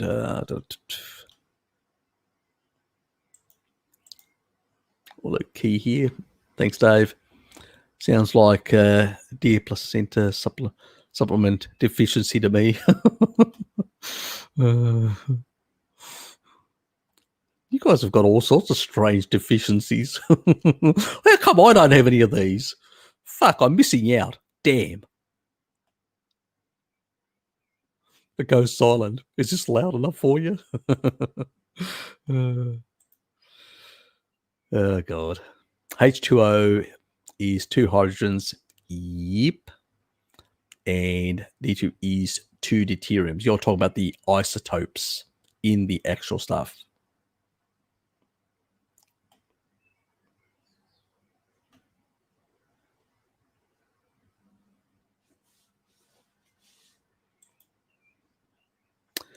Because when we're talking about deuterium, we're talking about one proton in the middle with a neutron stuck to it, and one electron going around. And in the other one, we're talking about one proton in the middle. And I was thinking about in terms of, so these must be at least some sort of products. D20 has 2 deuteriums in it, and the other one you're talking about water, H2O. Oh, you talk yeah, I know what you mean. Okay. Oh, you're talking about those different types of waters. There are some plain waters which are clear void. What do they call them? They are like well, actually, water is not 100% H2O. It just isn't, unless it's actually gone through a process of deterioration where they've taken all them, in that. So I'm confused about what you're asking about products, or just general. That's just general information. So I'm a bit confused in that regard. What you're getting, water, but yes, it does have 2 hydrogens and an oxygen. Yep, that's water. But water isn't water, real water, tap water, water in the oceans. It does have some level of deuterium in ocean water. Ancient water had down to river water quite low and less problematic until we increased absorbed, which is a growth factor for plants, can pass on an extra neutron sort of status of the actual water itself. But yes, I understand, D2O, which is heavy water, as it's called, and normal tap water, the H2O, as in the different types of waters. But I'm not talking about those in that sense. I'm just talking about, not about heavy water or standard water. I'm basically talking about the amount of deuterium, food, juice, sauce, or whatever. So I'm talking about something completely. I didn't realize too many hours in the day. So yeah, brain went elsewhere. Yep.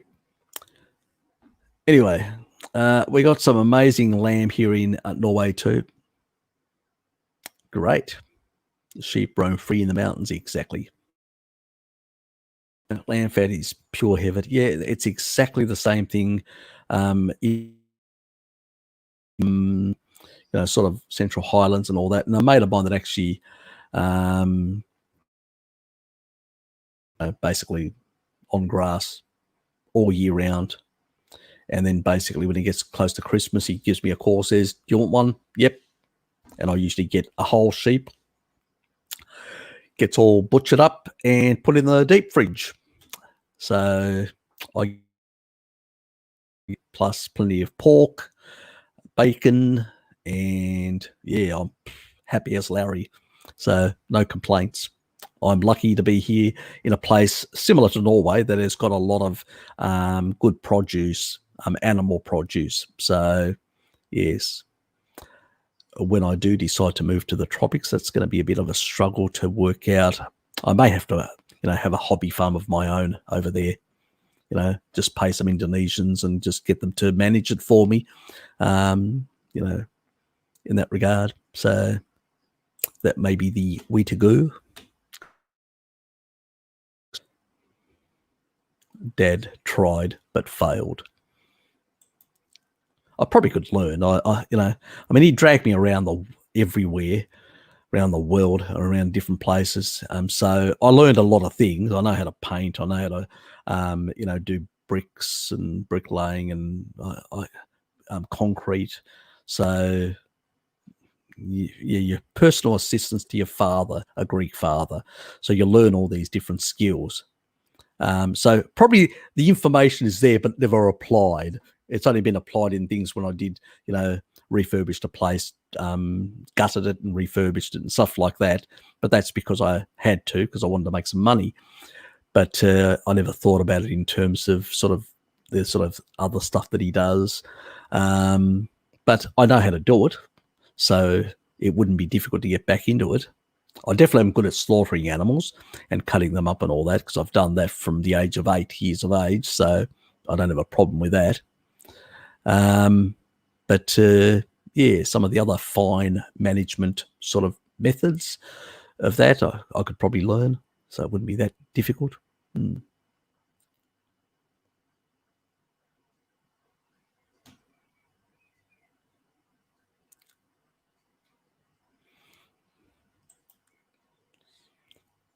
You boys are getting really, really touchy-feely.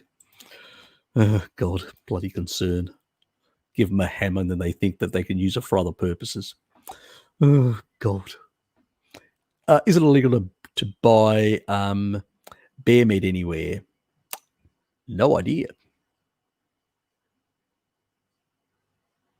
Absolutely no idea, mate. I think in most countries it would be highly illegal.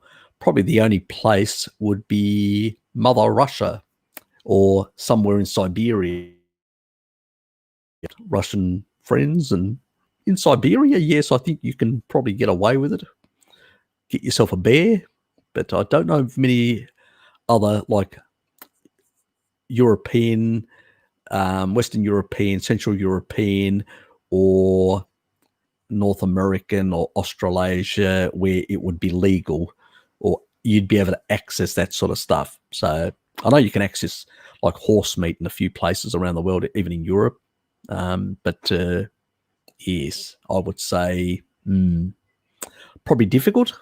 But somewhere in Eastern Europe, probably more, let's say, easier. Definitely in the Caucasus, you'd probably be able to access that sort of meat. But, it's a question of actually going there, finding a supplier, and then getting it sent over as with a different, like label. I did not say that. You never heard it from me. So, but I'll leave that to your own devices if that is what you want to pursue. Any thoughts on the apparent reduction of incidence in most neurological diseases as you move away from the equator, all down to something like D and other factors? There's probably two. Vitamin D probably plays an important role because it's really important for the immune system and really important for also hormonal regulation. It also seems that autoimmune diseases, vitamin D seems to basically, all the studies show improvements when you up your fat soluble vitamins, but in particular, vitamin D in dealing, but also retinol and MK4, but in particular, vitamin D. So I think it has an important effect in a number of things. But also I would say the factor, the further away from the equator you move, you notice that people that basically, you actually have, if you go to the equator in these sort of places, even though some people are eating some level of carbs and all that, they tend to be much, less, there are less signs of neurological depression or stuff like that. You don't notice those sort of things, There's probably something to do with vitamin D, but there's also probably something to do with deuterium depletion. Because once you don't have sufficient UV to get a third of your energy, you don't have sufficient certain nutrients to basically support some of those metabolic pathways and some of those hormonal pathways, you actually need then to access far more energy to run some of those systems which are suboptimal. And that is why you need more fat. And this is why the Inuit and these sort of populations consume so much and did not have signs of depression or anything like that. And the ones that were even closer to the North Pole that had access to water and stuff like that, that was basically high in deuterium, they even lost the ability to go into ketosis very easily in order to force their bodies to use more fatty acid, not because they needed just the energy from the fatty acid, but because you can still get it from ketones, but the extra fat that was being utilized allowed for greater metabolic water to displace the other waters they were getting from the environment. So it was a protective mechanism.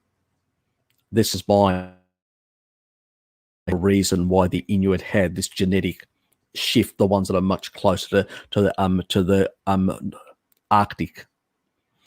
That's where the biggest concentration of this genetic change is. So I would say that that basically the further away from the equator it is, the less you can deplete, the more you need fat, not only to provide the energy, but also drive a whole lot of the sort of that additional energy that can actually, in a suboptimal environment, provide some additional pathways, because the body has multiple pathways.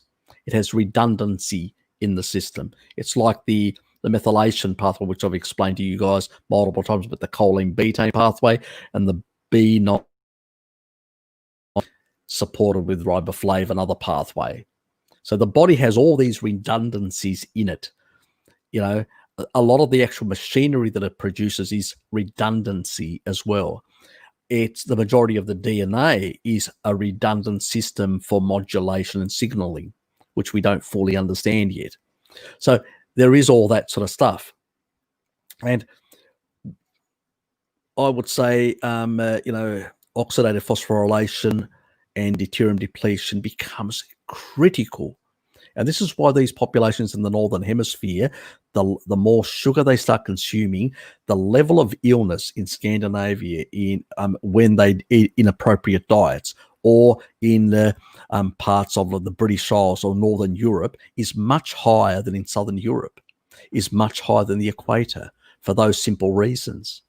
The only areas that basically where the Asians outcompete everybody else in terms of disease is with diabetes, and that's an energy storage problem. They have less fat cells because they've lived in an environment where they've needed less fat as a protective sort of layer and supporting and all that. They've had more food abundancy and also required less fat for thermal regulation. So as a consequence, fat cells a hell of a lot faster engaging the Randall cycle or having inappropriate too much sugar and stuff like that with not enough activity like they used to in the past, where they consume far less and they can actually have problems. So everything has to be nuanced depending on where you are located on the planet Earth and the things that you're doing to your wires and everything else. So yeah, it can be a complicated story about these things, but it's not, you can't really give an easy answer to these things because it is multifactorial in that sense. And I don't like reductionist nonsense, which just goes, oh, this, as if that's the solution. Fuck me. You got to look at things in a more holistic way, which we don't, because we've, grown up in the allopathic method of what I call the drug system, and then the naturopathic course of the supplement industry. So, yes, they have their place, but they are oversubscribed on both occasions.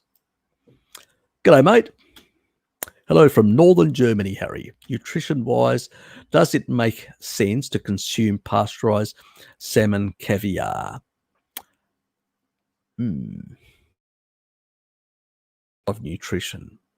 When it comes to vitamin C, definitely. But also potentially some of the fats would also be damaged because there is a lot of PUFA in this sort of, in the caviar. So no, I would not touch it with a barge pole. Simple as that. Because it's probably going to have more aldehydes and more primary and secondary oxidative products. So I would say, Stenny, no, give it a miss, mate. Give it a miss. If you can get raw stuff, or like cured stuff or whatever, yep, that'd be fine. But pasteurized, no, God no. Anything that's got an omega-3 or an omega-6, heating it, especially in these sort of vulnerable,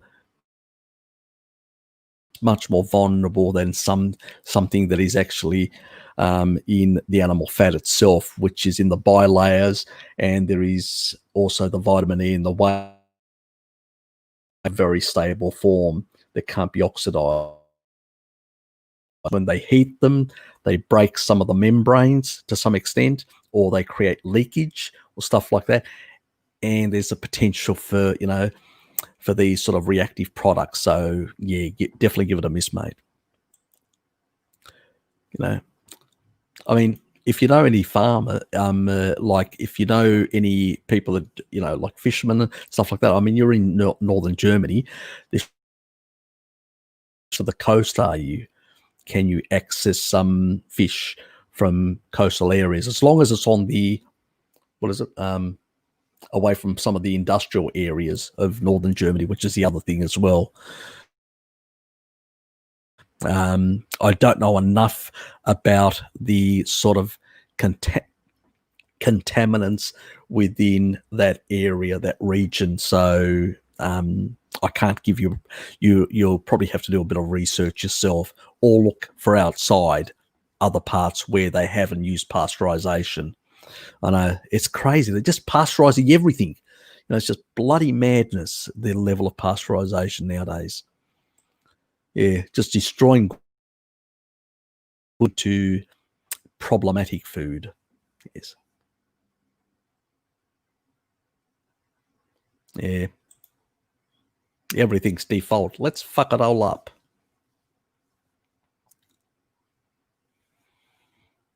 Yeah, look, Codroy, yeah, I mean, we've got down at Dunalley, there's a location in the southern part of Tasmania, on the other side of the Eastern Shore, because I'm on the Western Shore in Hobart. There's a nice area there that I used to go fishing for cod, and I used to really big cods, really nice cods, and it's nice in the sort of when they're seasonal and they've got, all the eggs in there, all the roe. Oh, that's really nice. Dad used to sort of make it like just lightly cook it in butter, and then serve it up to us. So it was really, it wasn't damaged or anything like that. Oh, it was sort of really nice. Yes, I miss some of that stuff. I do occasionally go down to the waterfront and get some fish and all that. It's not like, it's hard to sometimes access these in the freshest form, I find nowadays. Oysters are still pretty good. I can still get oysters very well, mussels and many other things. But when it comes to roy, it's always, and sometimes I just give it a miss because I just can't get it the way I want it. It's, yeah, unfortunately, pisses me off. It's pretty low. It's not massive, but it's not a good thing to basically be supplementing day in, day out continuously with a lot of supplements. Like, people have got a whole cabinet full of supplements. I'm going, food's cheaper. Organ meats are cheaper. All these other foods are cheaper. Why aren't you eating just normal food in that regard? It's just really wacky, to say the least, in that regard. Joe Rogan interviewed some hunters that has eaten many animals in the US. His name is Steve Ranella, and he has plenty of books on the topic, eating various animals. He does eat plants. Well, we won't hold that against him. There are many low carbers and many other paleo people that are good friends that basically also eat some plants. Yeah, thanks, Scott. Appreciate that. Good info. So, look, there are people out there, and they may know how to access certain types of animals. Yeah, it's hard. Look, it's not easy. it's really harder than it used to be. I remember as a youngster, it was much easier to go hunting, much easier to do a lot of these things. It's just becoming harder and harder, more restrictions. It just seems like they want to corral us into eat kibble and nothing else. Very annoying to I think most of you guys have similar frustrations, how they make it harder and more expensive, to get good nutrition. I read some articles about Native American diets and got obsessed with finding bear meat. I don't think I'd go bear hunting. Sounds insane. It depends. I'm a pretty good shot. I can take out a kangaroo even when it's moving, and can anticipate to shoot in front of it, ahead of it, as long as it doesn't stop the last minute. It has happened, and I've shot past it and goes, it decided to stop. Damn. Or to be more precise, being a kangaroo, it decided to stop hopping. Damn. But actually, wallaby meat, I actually prefer wallaby meat. I find that when it comes to kangaroo meat, it's too lean. The tail is the best part, and the Aboriginal women loved the tail because it's so fatty. That's the best part. Cut that, throw the rest to the dogs and eat that. That's the best part of the kangaroo, and a few around the organs and stuff like that.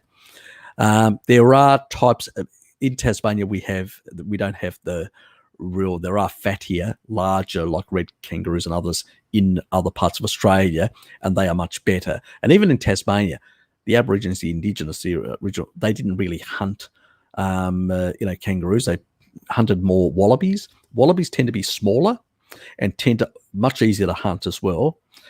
If you're on, with spears and stuff like that, they don't move as fast and all that, so much easier to hunt. But also their meat tends to be much softer, and they tend to have more fat.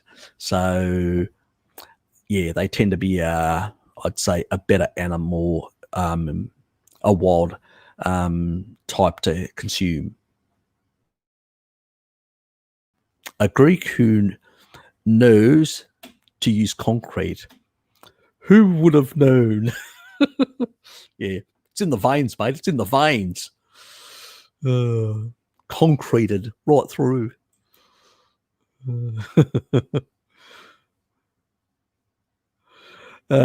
Moving to the tropics is a great plan. Yeah, look, that's I've got a few plans. You've got to have plans where you're going in life. You just can't go misdirected. So yeah, it is to go over there.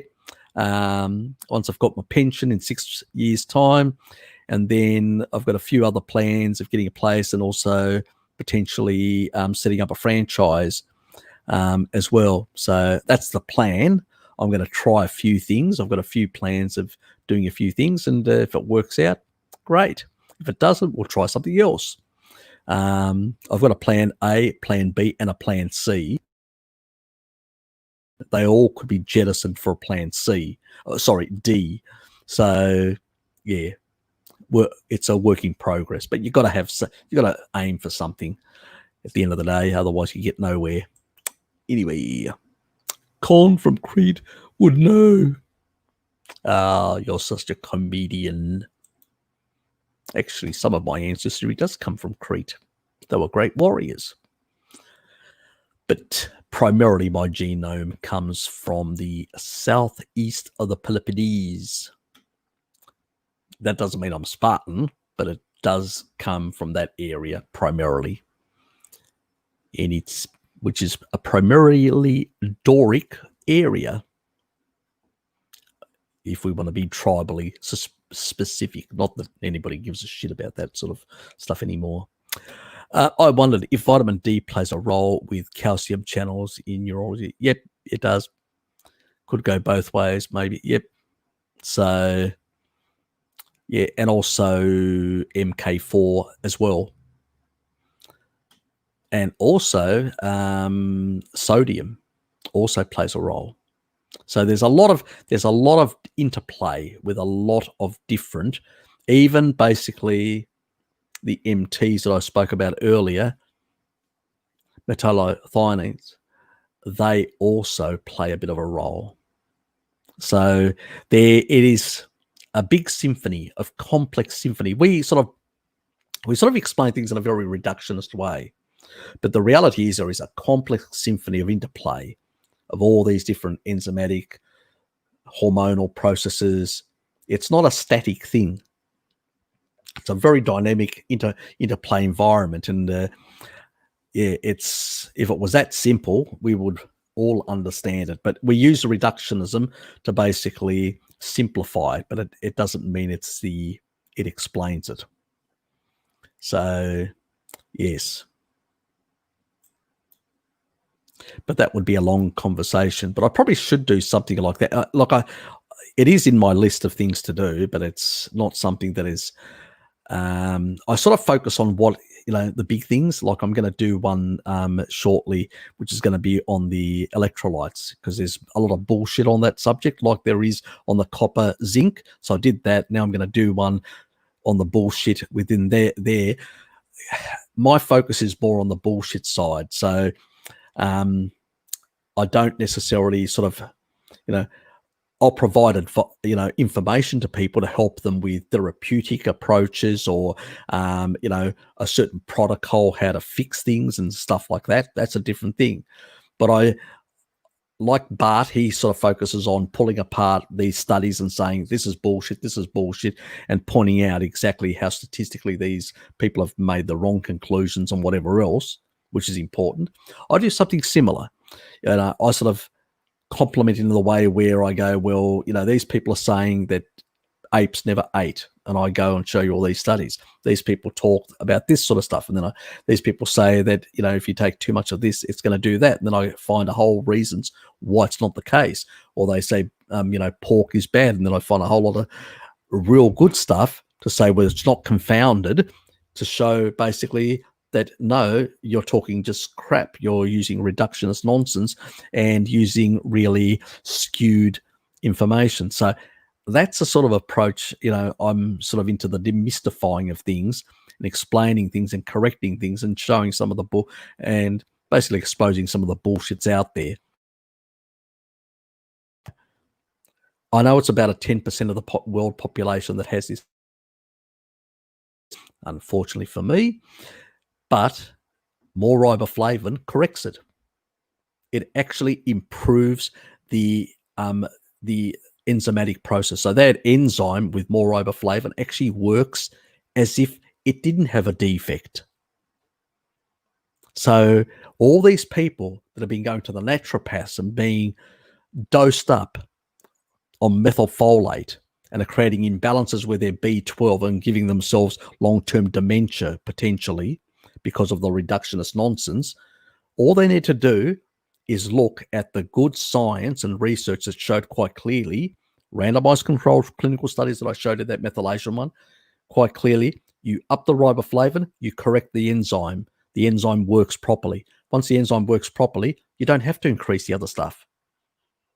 It's only because it's not working as well. So you improve its operation. It's no different to any other person who doesn't have that genetic problem. So, simple solution, doesn't cost you any money. It just basically means, yep, I have to drink a bit more raw milk or have a bit more certain types of animal products to basically guarantee that I get enough riboflavin. So who would have thought? But if you're a vegetarian or a vegan or stuff like that, you're not going to get enough of riboflavin, and then you're going to have a problem. And then they're going to be dosing you up with methylfolate and methylcobalamin, and constantly testing you and treating you like a lab animal. I mean, this is the sort of, it's good business for them, for the naturopaths, but not great for your life. That's the fucking problem with all this sort of stuff. Drives you up the wall. Anyway, that's why they come to me. So how does taking HDL tablet acid? It doesn't. Would it just make your stomach less able to produce its own? Nope. What the thing that actually is, when you consume more You need, remember, to produce stomach acid, you need more sodium. You need more salt. 1. 2, you need meat. Meat triggers, basically, produce more acid. So the HTLCLs are a short-term intervention. Why? If you've had low stomach acid for a long time, you will more than likely have potentially some candida or potentially some, if you have H. pylori, it can actually inhibit and stop the stomach from, actually producing more. So those hydrogens, the protons, pumps, it can actually downregulate them. H. pylori is a very smart little bacteria that can really basically wreak havoc, and it can actually downregulate, so it can affect the signaling. So by putting in the tablet, so to speak, you force acidity up, you kill back. There's a bit of a dieback of these little buggers, and that dieback basically means that then you've got a chance to acidify and get the acidity to a certain level, which will really suppress these little buggers so you can maintain good acidity. So it's a short-term transitional balance. The other thing is you may, so a lot of people that have been doing species inappropriate diet also end up, use it or lose it, end up producing less also bile, and bile also plays an important role to reduce. So it actually flushes the small intestine of overgrowth bacteria, SIBO, and candida. So, but if you don't have enough bile, because you've been on an inappropriate diet, you may have a lot of sludge. I mean, look, I've gone through this stuff myself, sludge and stuff like that. So what do you need to do? Well, you need to take things like bile salts and stuff like that, and choline, because choline and bile salts basically clear out the bile ducts. They clear out that sort of stuff. You will go through a number of months or weeks, depending on how much is in there and all that. And I've been through it myself. It's not colourful. I will spare you some of the adventurous moments, but rushing to the toilet. But I can just tell you one thing, that eventually that will be sorted out. Now, if you've got fatty liver, that'll also resolve because of the fatty droplets being exported out and resolved with the choline, the extra choline. You may also, depending if you've got some of these, prolonged fatty liver problems as well. So you need to test these things. I can't, these are just and you may have to use something like milk thistle that helps heal, and also alpha lipoic acid, which is also another important thing. Also MK4. So that's another important thing. So eventually you want to be,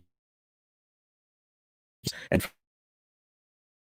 may as a short-term use something like that, because it does support the actual your actual system, so bile salts require MK4, so they require vitamin K2. So there's the other issue. So it can be a number of things. You need to know exactly where you're at. So, and there is a supplement that's put out by Macola that actually does incorporate some of these enzymes. That probably some of these enzymes are good for, that are usually produced, that can be inhibited, or because of if you've got some issues with your gall stones and stuff like that, can affect the sort of the excretion from the pancreas. So there can be issues there. They've got that. It's got bile, and it also has some other stuff as well that helps with the acidity and stuff like that.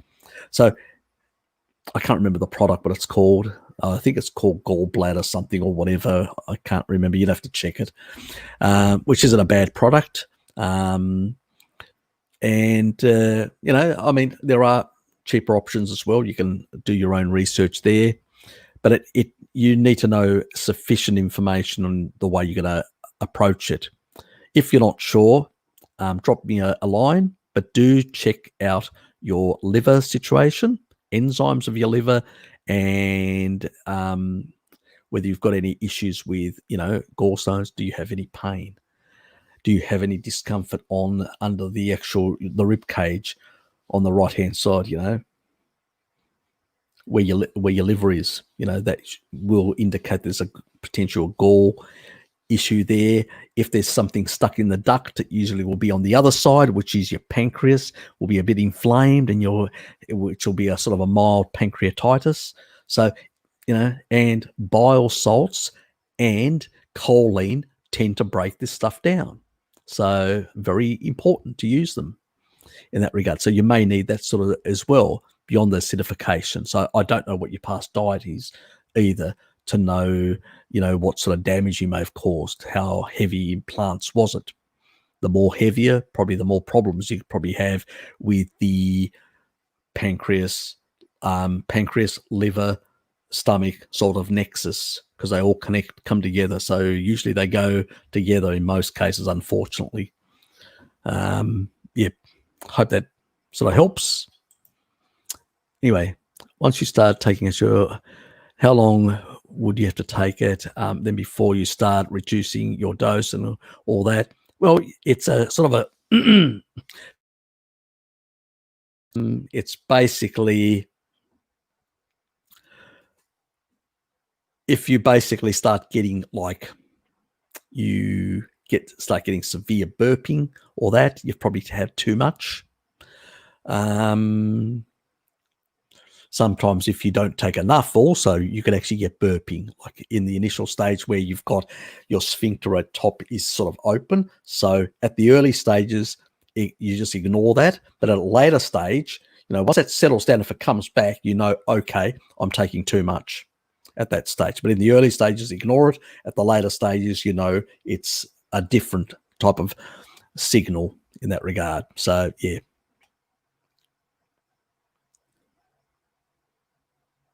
Okay, so once let me just, how long take them and before starting reducing the dose and coming off them? Yep.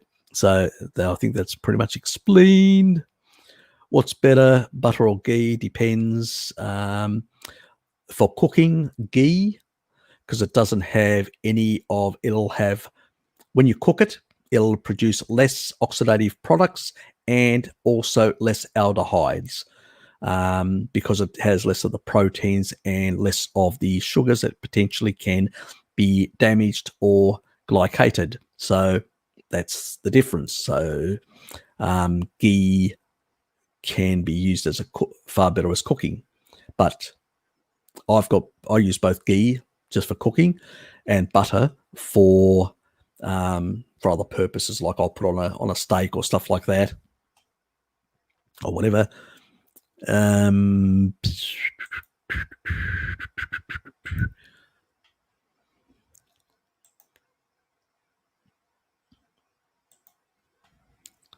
What did it do that?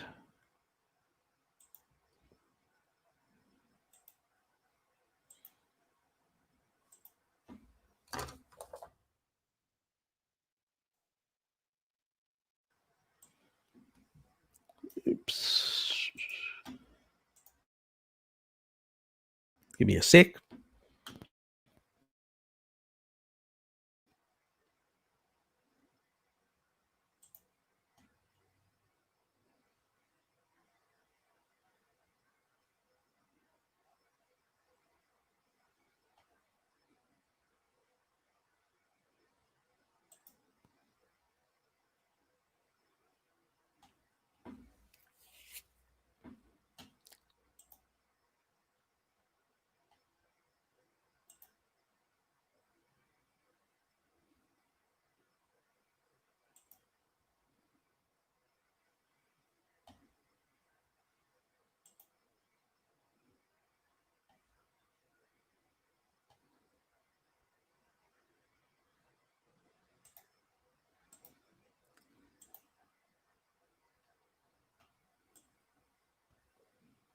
Oops. So that was what I ate today. So I did say I'm going to have pork tonight. So I had that earlier.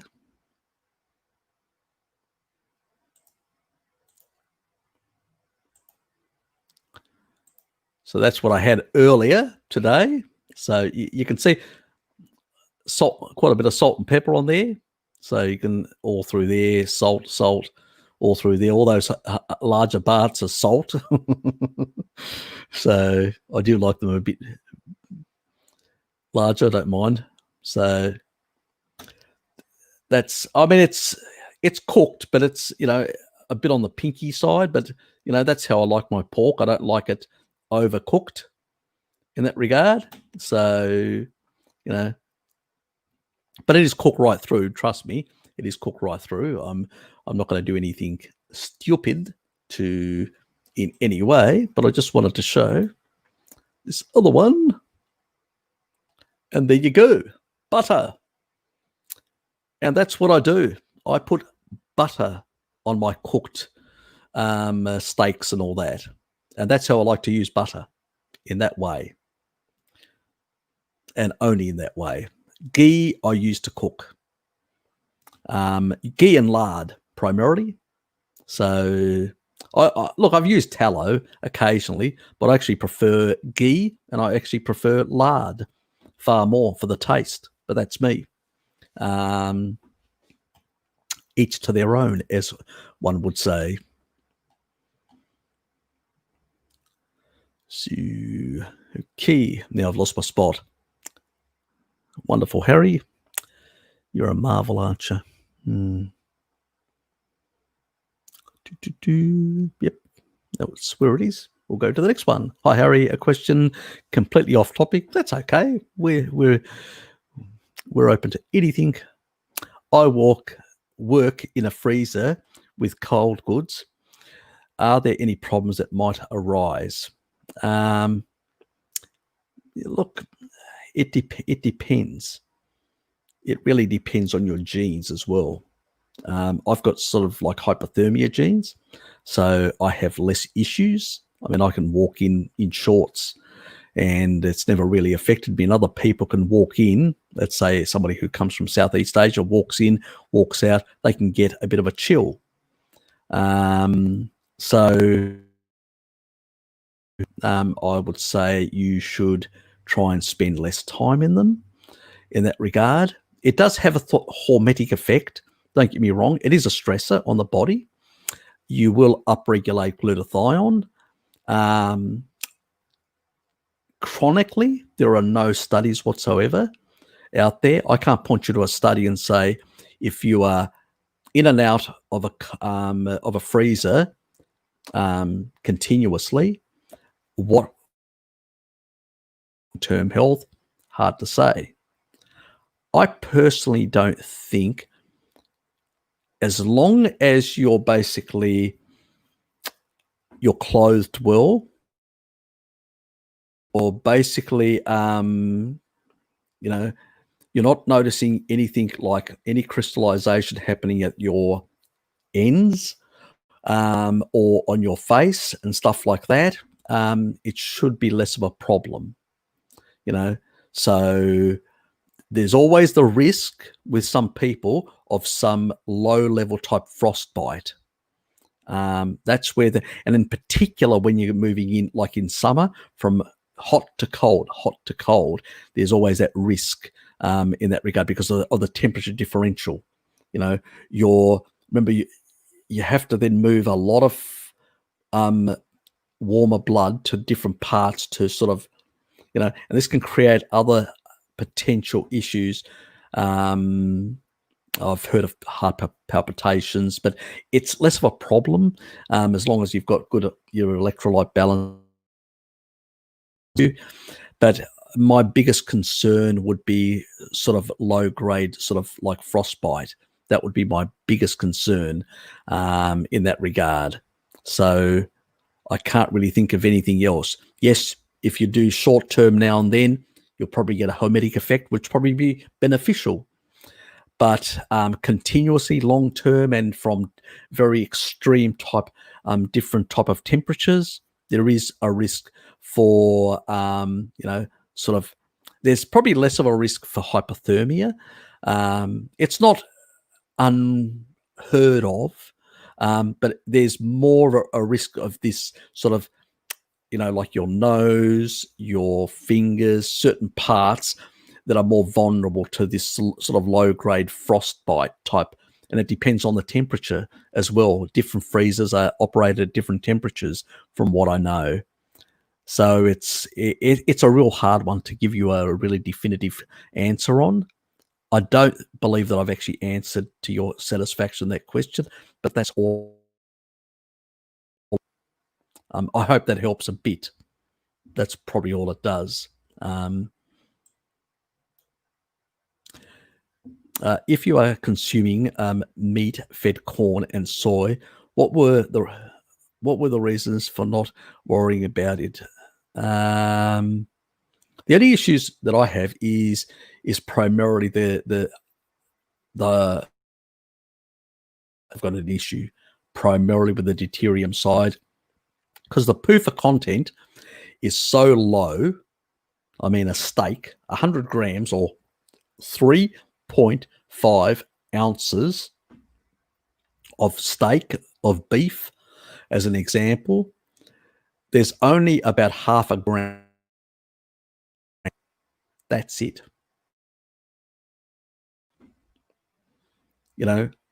Let's say 5 times that, which is, a nice big steak that most people probably can handle in a day, you're still at a 2.5. And still, even grain fed is still going to have a bit of omega-3. Not a lot. It's going to be primarily omega-6, but it's a day. It's very low, and it's a non-issue. As I've demonstrated, it's a non-issue.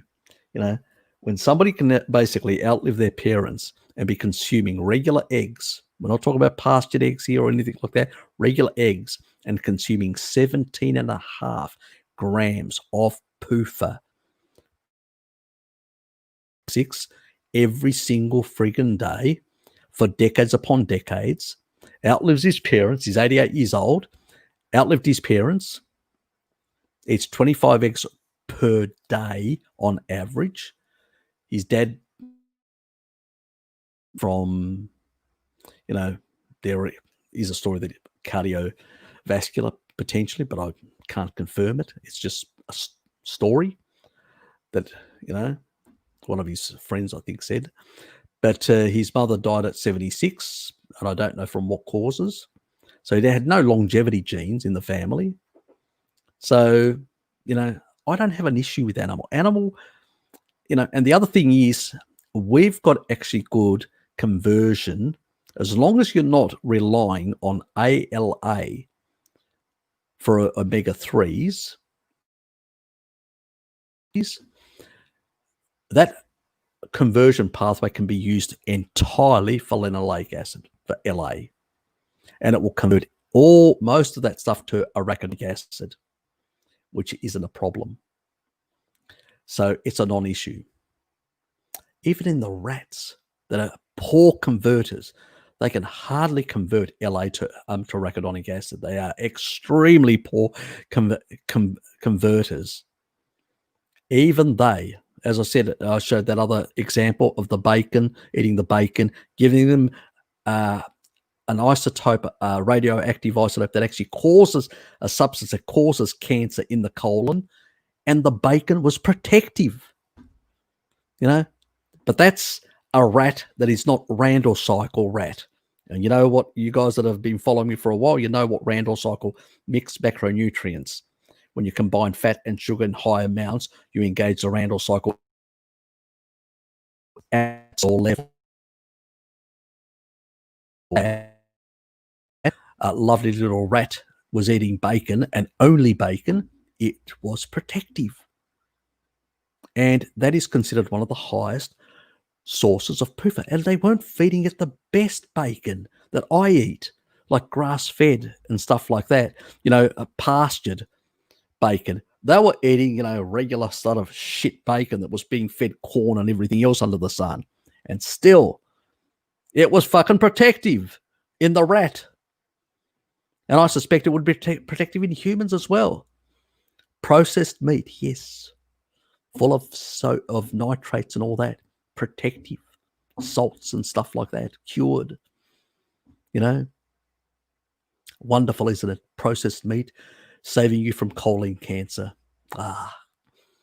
Magical.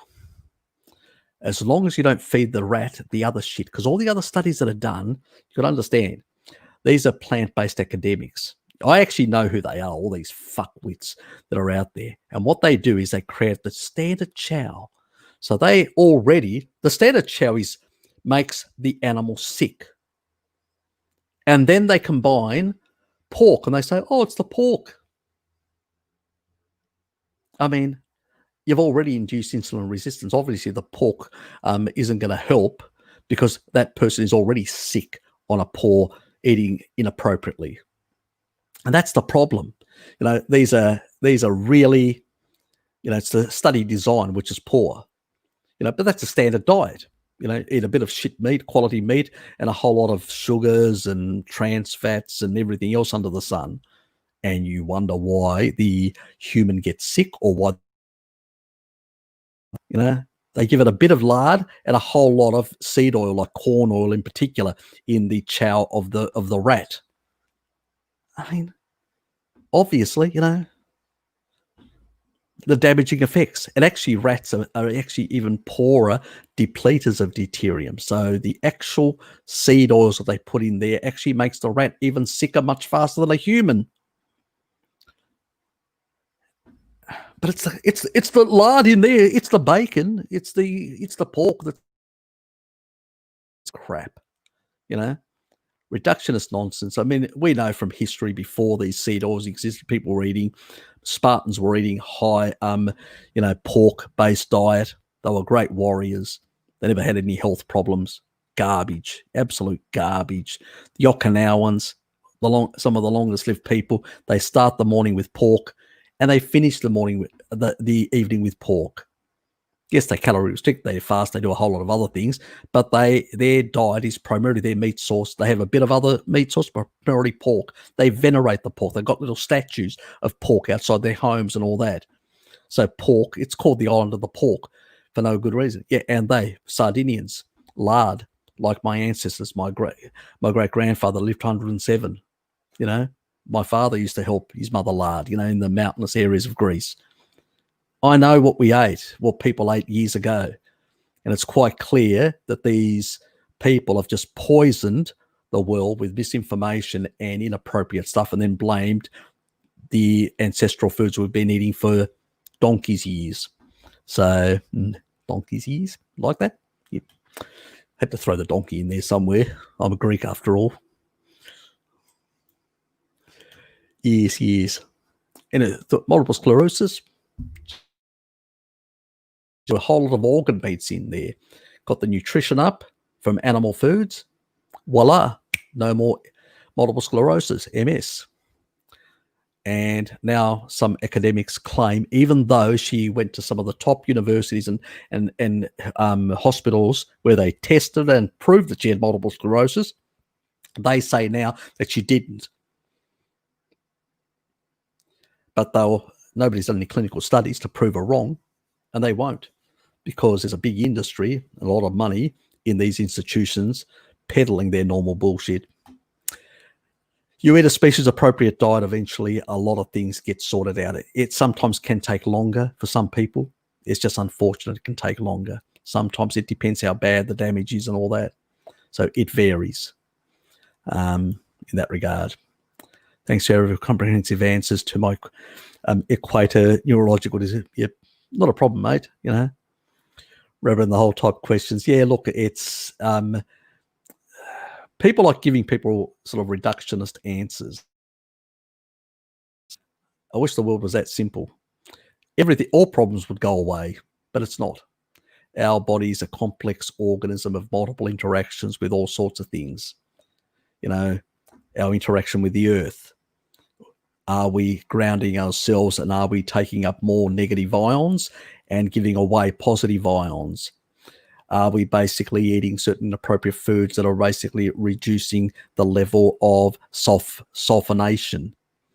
Because those glycocalyx, their pericellular matrix, those hairline fractures, structures around different organisms, lipoproteins or whatever, the endothelial cells and all that, they need to have that negative charge. They need to basically prevent things from sticking, you know? So if we allow too much stickiness in, we get into trouble. You know, we create conditions where fibrinogen can go up, clotting factors can go up, all sorts of things. So it's a complicated story of a lot of different pathways that are interacting in a complex symphony. And when we disturb it with inappropriate lifestyles and foods and stuff like that, and now it's nearly 9 o'clock and I have to switch to these glasses. I should have done that at a bit earlier. Anyway, so because that only takes a certain percentage out. These take a full amount of percentage, and I should have done it 40 minutes ago. So again, sorting out to make sure that I have sufficient melatonin tonight production so I can sleep well. That's the reason. Anyway, because blue light destroys melatonin. It also dumps DHA out of the eyes, the other very important area of signaling through the melanopsin in the eyes. Anyway, let's move on. What are your thoughts on advanced glycation end products when cooking meat? Not an issue. Don't worry about it. As long as you don't put sugar there, not an issue. Very low. Don't overcook things. I mean, you saw my steak. I don't overcook things. The more you overcook, yes, but it's less of a problem. You'll get far more glycation if you eat honey, like Salad Boy recommends. So I wouldn't worry about it. And the other thing, you've got the other advantage. When you're eating species appropriately, low carb, you have lower insulin. Lower insulin means you can actually upregulate glutathione, intracellular and superoxide dismutase, very potent intracellular antioxidants. Voila. And if you sleep properly and block blue light, you'll also get melatonin, which is even more potent as an antioxidant and repair, and great for your mitochondria to keep them young and youthful and working well. Anyway, so don't worry yourself. But you'll overcook it, you'll lose a lot of nutrition as well. So don't do it. You need the nutrition, you need those micronutrients. And you don't want to actually be also losing a lot of water and making the meat dried out. You lose a whole lot of potassium. Not a good thing. Because you remember you excrete a certain amount per kilo body weight. Anyway, so which is the 99 milligrams, which you excrete per kilogram of body weight, which, yeah, you can do the maths about 2.2 for extra for the pounds. Or, no, you sort of have to divide it. That's right, because it's, yeah. Anyway, the other way. What type of franchise were you wanting to create? That's my business, not yours. Why don't we want to stay in ketosis for long periods of time? Because it's too catabolic. Simple as that. No tribal population, they always ate more protein and fat in order to push themselves out into a low-grade ketosis. Low-grade ketosis is fine, but you don't want to be in ketosis continuously. It's very catabolic. And if you eat sufficient protein, you won't. Simple as that. It's only when you're eating something like 15% or less of your calories and the rest is fat, that's when you will be in deep ketosis. That's fine for therapeutic reasons. But if you're healthy, why are you doing it? You want to retain muscle mass. You need to be consuming more than, if you're a woman, about 1.5 per kilo of body weight. That's in grams. And if you're a man, minimum 1.76. And if you're more active and stuff like that, you probably need more. So I will do something on specific that with the amount of dosages, activities and stuff like that. I just haven't done it. Because there is a certain amount, even when you do time-restricted feeding, like intermittent fasting, which is time-restricted feeding, there is some loss and you need to, and that's actually a good thing. That short amount of period of time, the actual loss is actually a good thing, because it means there is, and also with bones as well, there's that breakdown and then the rebuilding when the nutrients come in. Fabulous thing. And remember, phosphorus, protein, and sodium, the three things that have been proven clinically, synergistically, to increase the bone density. And boron helps with mineralization as well, as does salt. Anyway, and so does MK4 as well. So, but the other three are critical for density and to fight off osteopenia and osteoporosis. That means muscle and bone wastage. And the only stuff that proves clinically that salted meat is the best thing for healthy bones as you age, and healthy muscles as you age as well. Anyway.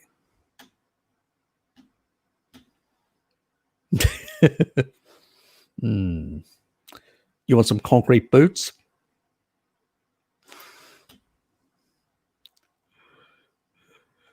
Chips franchise.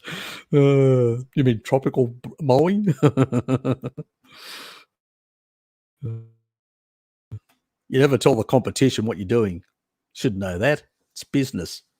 I tell nobody anything. And if you've got a competitor, you give them misinformation to make sure they fail and you win. But any chance, do you have any knowledge on water contamination, seafood safety in Britain, British Isles? No, I don't. No, can't help you there. I do know about Australian waters and contaminants in our waters, a bit about New Zealand, stuff like that, but I don't know about the British Isles. I do know that out of the like Baltic, there's a lot of, and the North Sea, there's a lot of there are currents that flow through there into the Atlantic, and there is a lot of particulates and heavy metals that move through there. But the amount, and also between the southern part of Dover, between France and all that, some of the industrial and port areas right up to Rotterdam and all that, where the on the west coast, where you border with Ireland and Ireland borders with the Atlantic, much cleaner, the waterways there. That's all I know. That is very limited, but that's all I know about it. But the actual concentrations of particulates and stuff like that in detail, no. Yes. yes, Cynthia. Especially with this one and the other one. You're wonderful, Harry. Thank you. I usually step out when my nose, ears, and fingers tips get painful. Yeah, that would be a low grade type of damage, and they probably have the temperature quite low. Damn. During summertime, the variations. Yep, exactly. Make sure I spend minimal time in there. Yeah, do exactly. To remember the scene that I think it was a Norwegian guy, and they actually had like a face mask and hand and gloves, which actually reduced the could provide some protection in really rugged sort of Arctic conditions. Something like that would probably be good, and they are very easy to use because they're very on the fingers, really tight, and you can actually manipulate things, because you can't have those really gloves that you can't manipulate things, especially out there where you really, if something breaks, you need to fix it because for survival reasons. Look, I'll take a bit of a look and see if I can find some of that information, and if you're around like next week, I'll give you the information. How's that? So that could help you to basically protect those extremities from some of this sort of stuff. Yeah, I would be protecting those parts. Continuous exposure. I know it's low grade, but still, this sort of low grade sort of hypothermia, low grade sort of damage that can happen to the extremities. It's not a good thing to sort of, a bit is hormesis, too much continuous could be a problem in that regard, because it get from hypothermia. Yeah, so also you should take a look at your fingers, and especially because it's easier your fingers, to see whether there's any discoloration, because that would give you a better understanding whether you're getting more damage or not.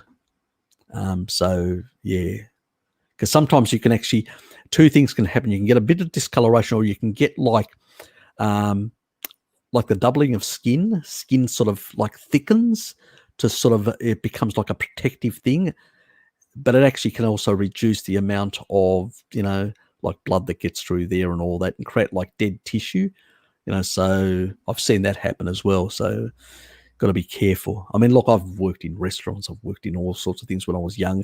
I had to do some of this stuff myself, so I know I've had some personal experience.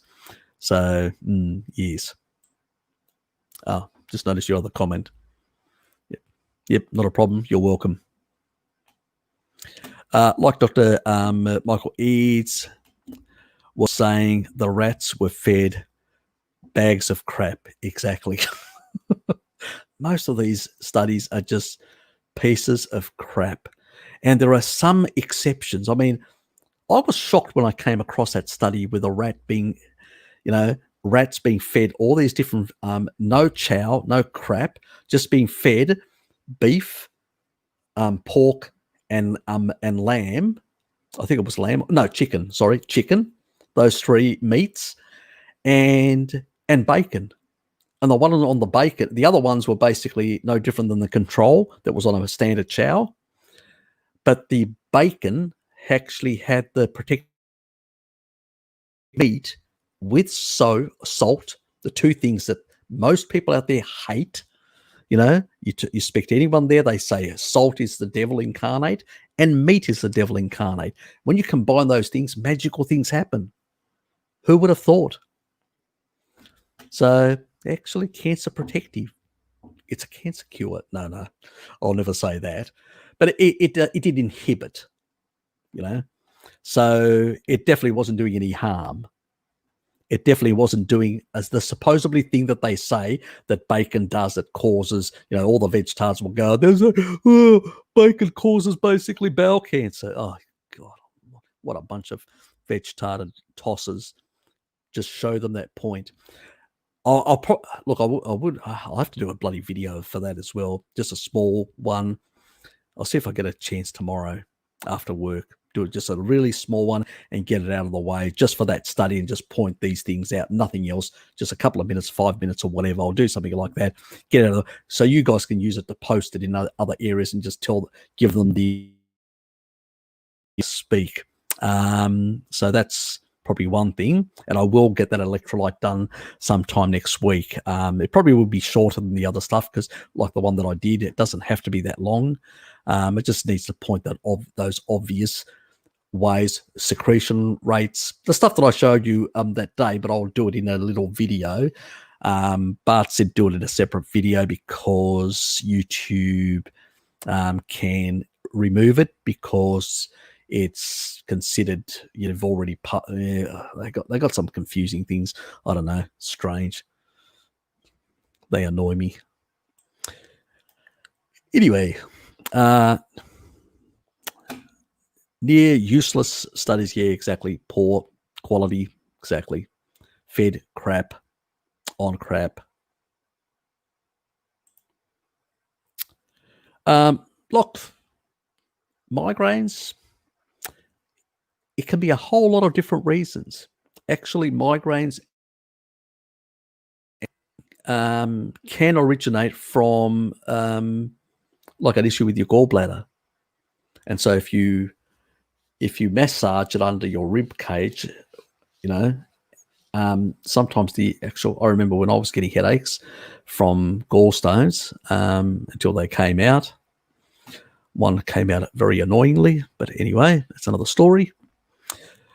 Painful incidents and wrong eating patterns of my past. But yeah, basically that reduced the actual severity and the headaches went away. My migraines usually tend to recede on when you really eliminate all carbs. I've heard a number of people that have eliminated completely all carbs and have really gone like minimized, like gone no dairy, no, it's just meat only and stuff like that, or organ meats, mate. That, and they've said it's done wonders for them. But yeah, there's a lot of different things out there. I probably should do something. And I will, yeah. Look, I'll look into it at some stage. I don't promise anything, but I will look into it. There's a raft up there. Let's put it that way. If you basically go on the web and ask what is causing migraines, you'll get so many bloody answers. It's beyond a joke. And I would say 90% of the studies out there are all observational. So they're next to useless because it's questionnaires. Who knows what's causing in this person who answered that question. There are a few limited stuff. They've actually even done on rats anyway. Don't know how good they are. But because I've never suffered, it's never been a concern of mine to look into. But at some stage I will look into it, in a bigger way. Affected me, which was basically headaches and all that from gallstones. And that was one, because there's a nerve that goes right up through the back here and right into your head and on this side, and especially when you get, the temple area, this sort of area here, temple area, where you get, like throbbing and stuff like that. That especially on this side, it's usually basically connected directly to the gallbladder, and if it's on this side, it's the pancreas, one or the other, that I've found when you get that sort of stuff, sort of generalized stuff. That could be all sorts of things. Harder to diagnose in that regard. I haven't looked sufficiently enough into it to basically, and I'd have to have more information because there are so many variation of causal variations. But about 90 of headaches usually are derived from an issue with your gallbladder or your pancreas. So yes, it tends to be digestive, and yeah, mostly. And migraines are, have been increasing in modern times far more. And we know that ketogenic diets not only improve epilepsy, but also improve migraines. So there's definitely something nutritionally there that's at play. But, what exactly, we've never been able to pin it down definitively. We can talk about headaches with, when it comes to that, but there's probably some chemistry there. I have seen some stuff in regards to taurine. There is some stuff on the brain neurological side where taurine plays a very important role. It's a video that I've actually want to do on taurine. I've got a lot of documented stuff. I mean, I'm big about taurine. I just don't want to say too much, sorry, because I want to do the video first. So there's going to be balls of wisdom that are going to come out of that video, let me put it that way, about a lot of things that people have no idea that what taurine does, the wonderful magical things. And I think after I've actually said that, people will be consuming high taurine foods or supplementing because they will know the importance then. Believe me, you can start from now. Anyway, Dr. William Courtney was researching raw cannabis, juicing, eating as a daily essential. Any opinion on smoking or eating marijuana unheated? It yields acid-forming cannabinoids, not psychoactive. Sorry, can't answer that. I'm not really into stuff. Knowledge, drugs have never interested me, so yeah, I can't really.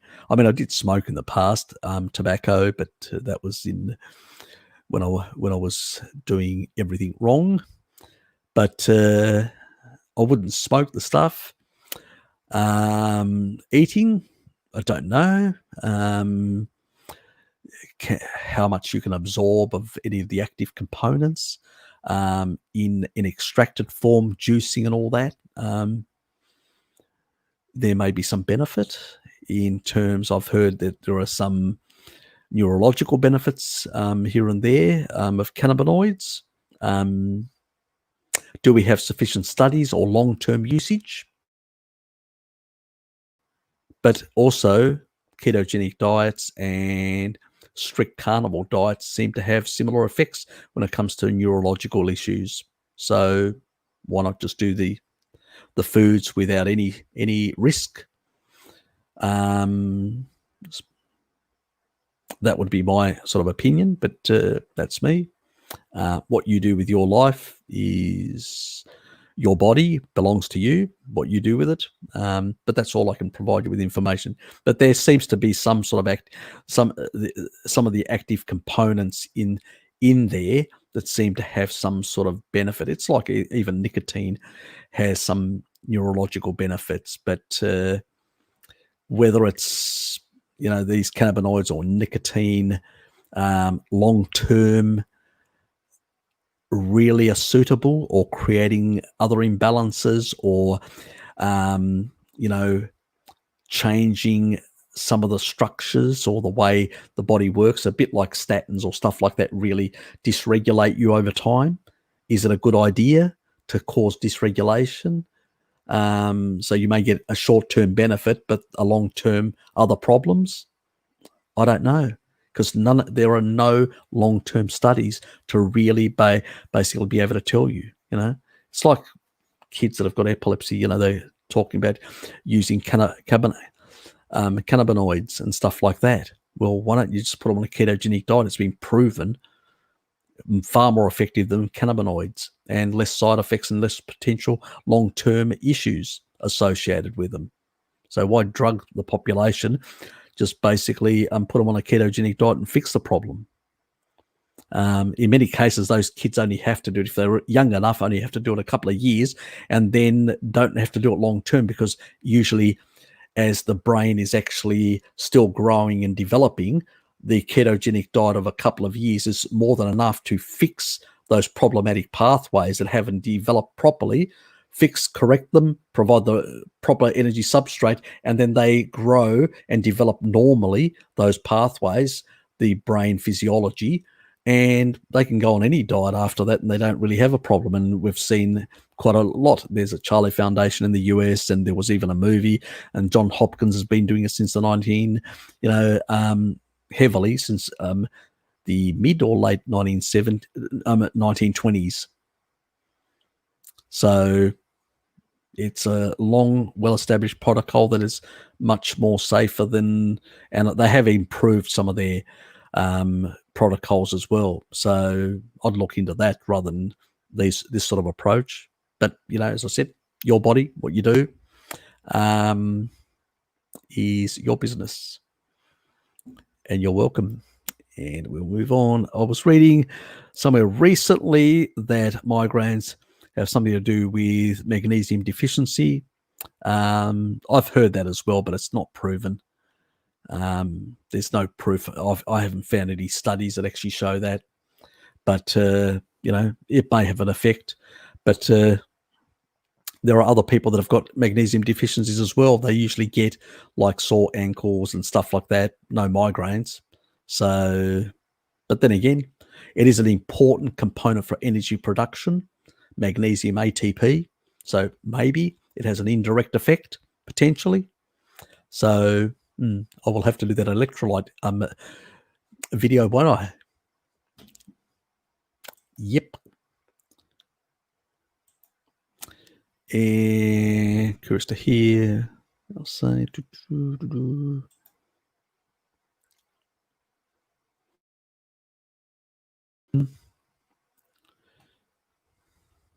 For Miss Tammy, as long as they are, I think you can get actually heated ear protectors as well. I think you can. The sort of, yeah, just a thought.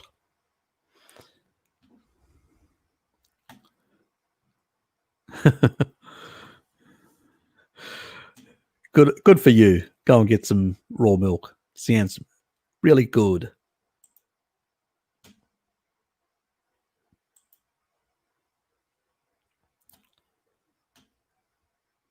So that's some business.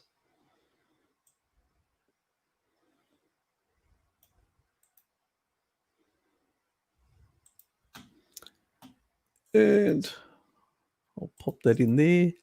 Let's take a look.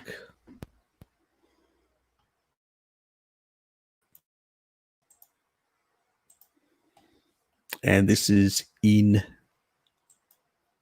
the Netherlands.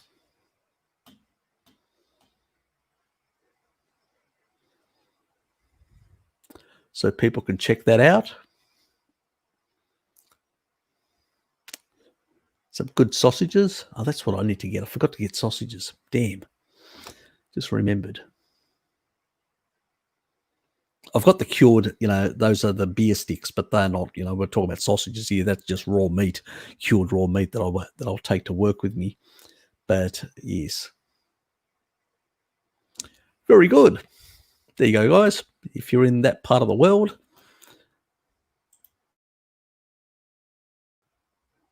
Oops. Lost my. That was that. Yep. Move on. Nope. Meat, dairy, eggs, seafood, and ice cream. Well, you've got to have some indiscretions. And my mate on Saturday, he makes a gorgonzola sauce. So gorgonzola cheese, which has got all that the blue type cheese in combination with mushrooms. So just the regular mushrooms. So that's probably the only thing and mushrooms are not really, they're actually a fungus. They're not a plant. They're somewhere in between. So they're a fungus. Now, I know Bart hates funguses, and I'm not basically promoting funguses. But one is an edible fungus, and the other one is called candida, which if it's in small amounts, it's okay. If it's overgrowing, it's a problem. But look, that's probably it, when it comes to stuff like that. So my main indiscretions would be mushrooms, mate makes, and the ice cream on the Saturday. So that's about it. But the rest of the week, it's basically meat, dairy, and eggs, and seafood. So, yeah, not very complicated. But I do add some little twists. Probably the only plant sources that I would have would be herbs and spices, basically. I like a bit of flavour in that regard. Mostly salt and pepper, so the pepper, which is the one herb, but I do occasionally have dill, fennel, things like that, which are very much the sort of, oregano or oregano, depending on how you want to call it. Rosemary, especially with liver, I combine rosemary for barbecuing purposes. Really nice. You marinate it. It literally takes in the smell of the liver of the actual rosemary, and it just changes once you barbecue it. You barbecue it a bit more than normal, so it does dry out a bit. You lose some nutrition, but it's like these barbecue sticks type liver. It is, when you try one, you go, oh, this is really nice. Can I have more? It can be quite addictive, I can tell you. So yes. So yeah, that's as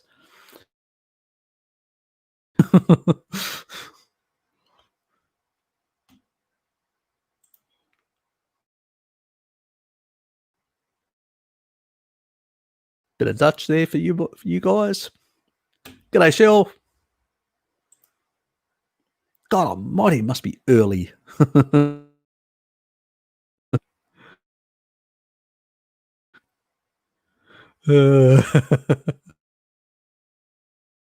Yes, that early. Definitely.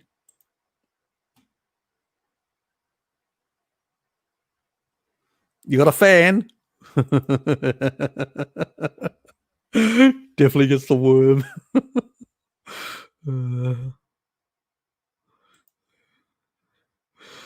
Oh, that sounds interesting. Or a purple woolen ninja mask. Yeah, you probably need it. Yeah, but I will find out that other information. Well, Tasmania. Yeah, we're pretty safe. It's all pastured, grass-fed, free range down here. It's like New Zealand. It's sort of, and a lot of all sort of alternative lifestyle type people that make a lot of this sort of stuff, which is great. So, yeah, we sort of live in a lucky place. Let's put it that way. So, where you can actually buy reasonable. I can buy slightly less priced. This is how ridiculous. They will, like the big supermarkets will bring meat in from the mainland, and it's, like a few dollars more expensive than the stuff that I get here, which is completely 100% pastured, and the fat is yellower. So I know that it's much better quality and it's cheaper. So why wouldn't I buy local and support the local farmers down here in Tasmania? So yeah, very lucky in that regard. Yips. Be nice, birdie.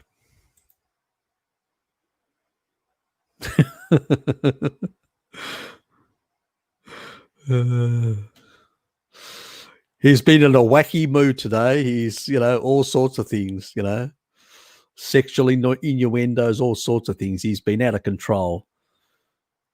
Needs a good whipping.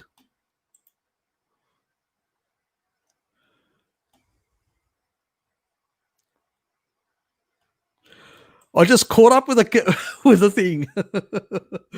Anyway, it is 9 o'clock. I've got work tomorrow, so I am blasting out of here. We're over the 3-hour limit.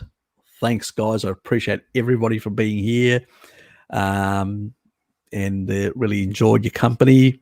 And look forward to seeing all you lovely people next week. So definitely, you touched on headaches, migraines. I used to suffer with week-long headaches. All stopped when I quit smoking and changed the diet. Yeah, look, as I said, a lot of things can be related to, like on this side, especially if you get in your temples, it's usually basically related to gallbladder or pancreas or the duct, being, so it's usually that 85% of the time. So there are these sort of, you're welcome. And you're welcome as well. So yeah, that's usually what it is. Shell, it can be a couple of other issues. I don't think smoking had anything to do with it. I smoked in the past and hardly had useful days, hardly ever had a headache in that regard. I would say, usually the diet. If you've had like sludge and no real stones, and then went on species appropriate foods, that would have cleared out over time with the extra choline and the extra fat soluble vitamins. It would have cleared all that out, and you would have probably not had to suffer like I had to with gallstones. And that would have cleared and just gone away in a sort of just in a normal. Other people that have done more indiscretions in our past, we've had to suffer that transition much more. So that is true. So there will be variations in symptomatology and how you transition when you make those changes. Yep. Thanks, Phil. Good night to you, or good day to you, to be more precise. Thanks, mate. Me, it's Saturday. Oh, well, one cheat day of the week is okay. In my book anyway. It's not a recommendation, but in that regard, yes. Okay. Yeah, look, we're all different genetically, and some of the morphology of our facial characteristics, our nose can be bigger or smaller, a whole lot of things, and all these things can interact very differently. So I used to do crazy things like smoke through my nose or do youthful madness. Oops, it jumped. See you, Cynthia. Yeah, he's got plenty of frustrations, that boy.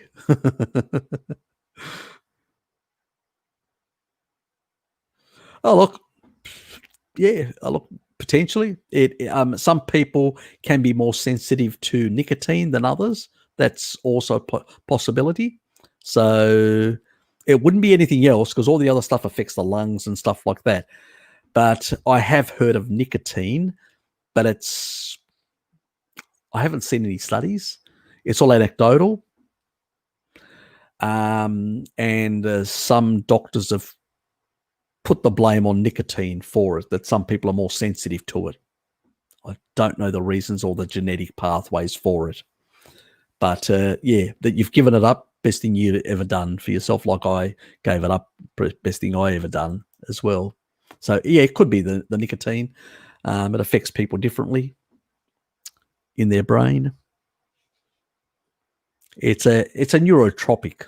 So neurotropics, they are touted as, get your neurotropic, some can have side effects with some people depending on their genetics and a whole lot of other things. So the eyes have it. Yes. She's keeping an eye on you. Thanks, mate. Definitely. Please give me a like.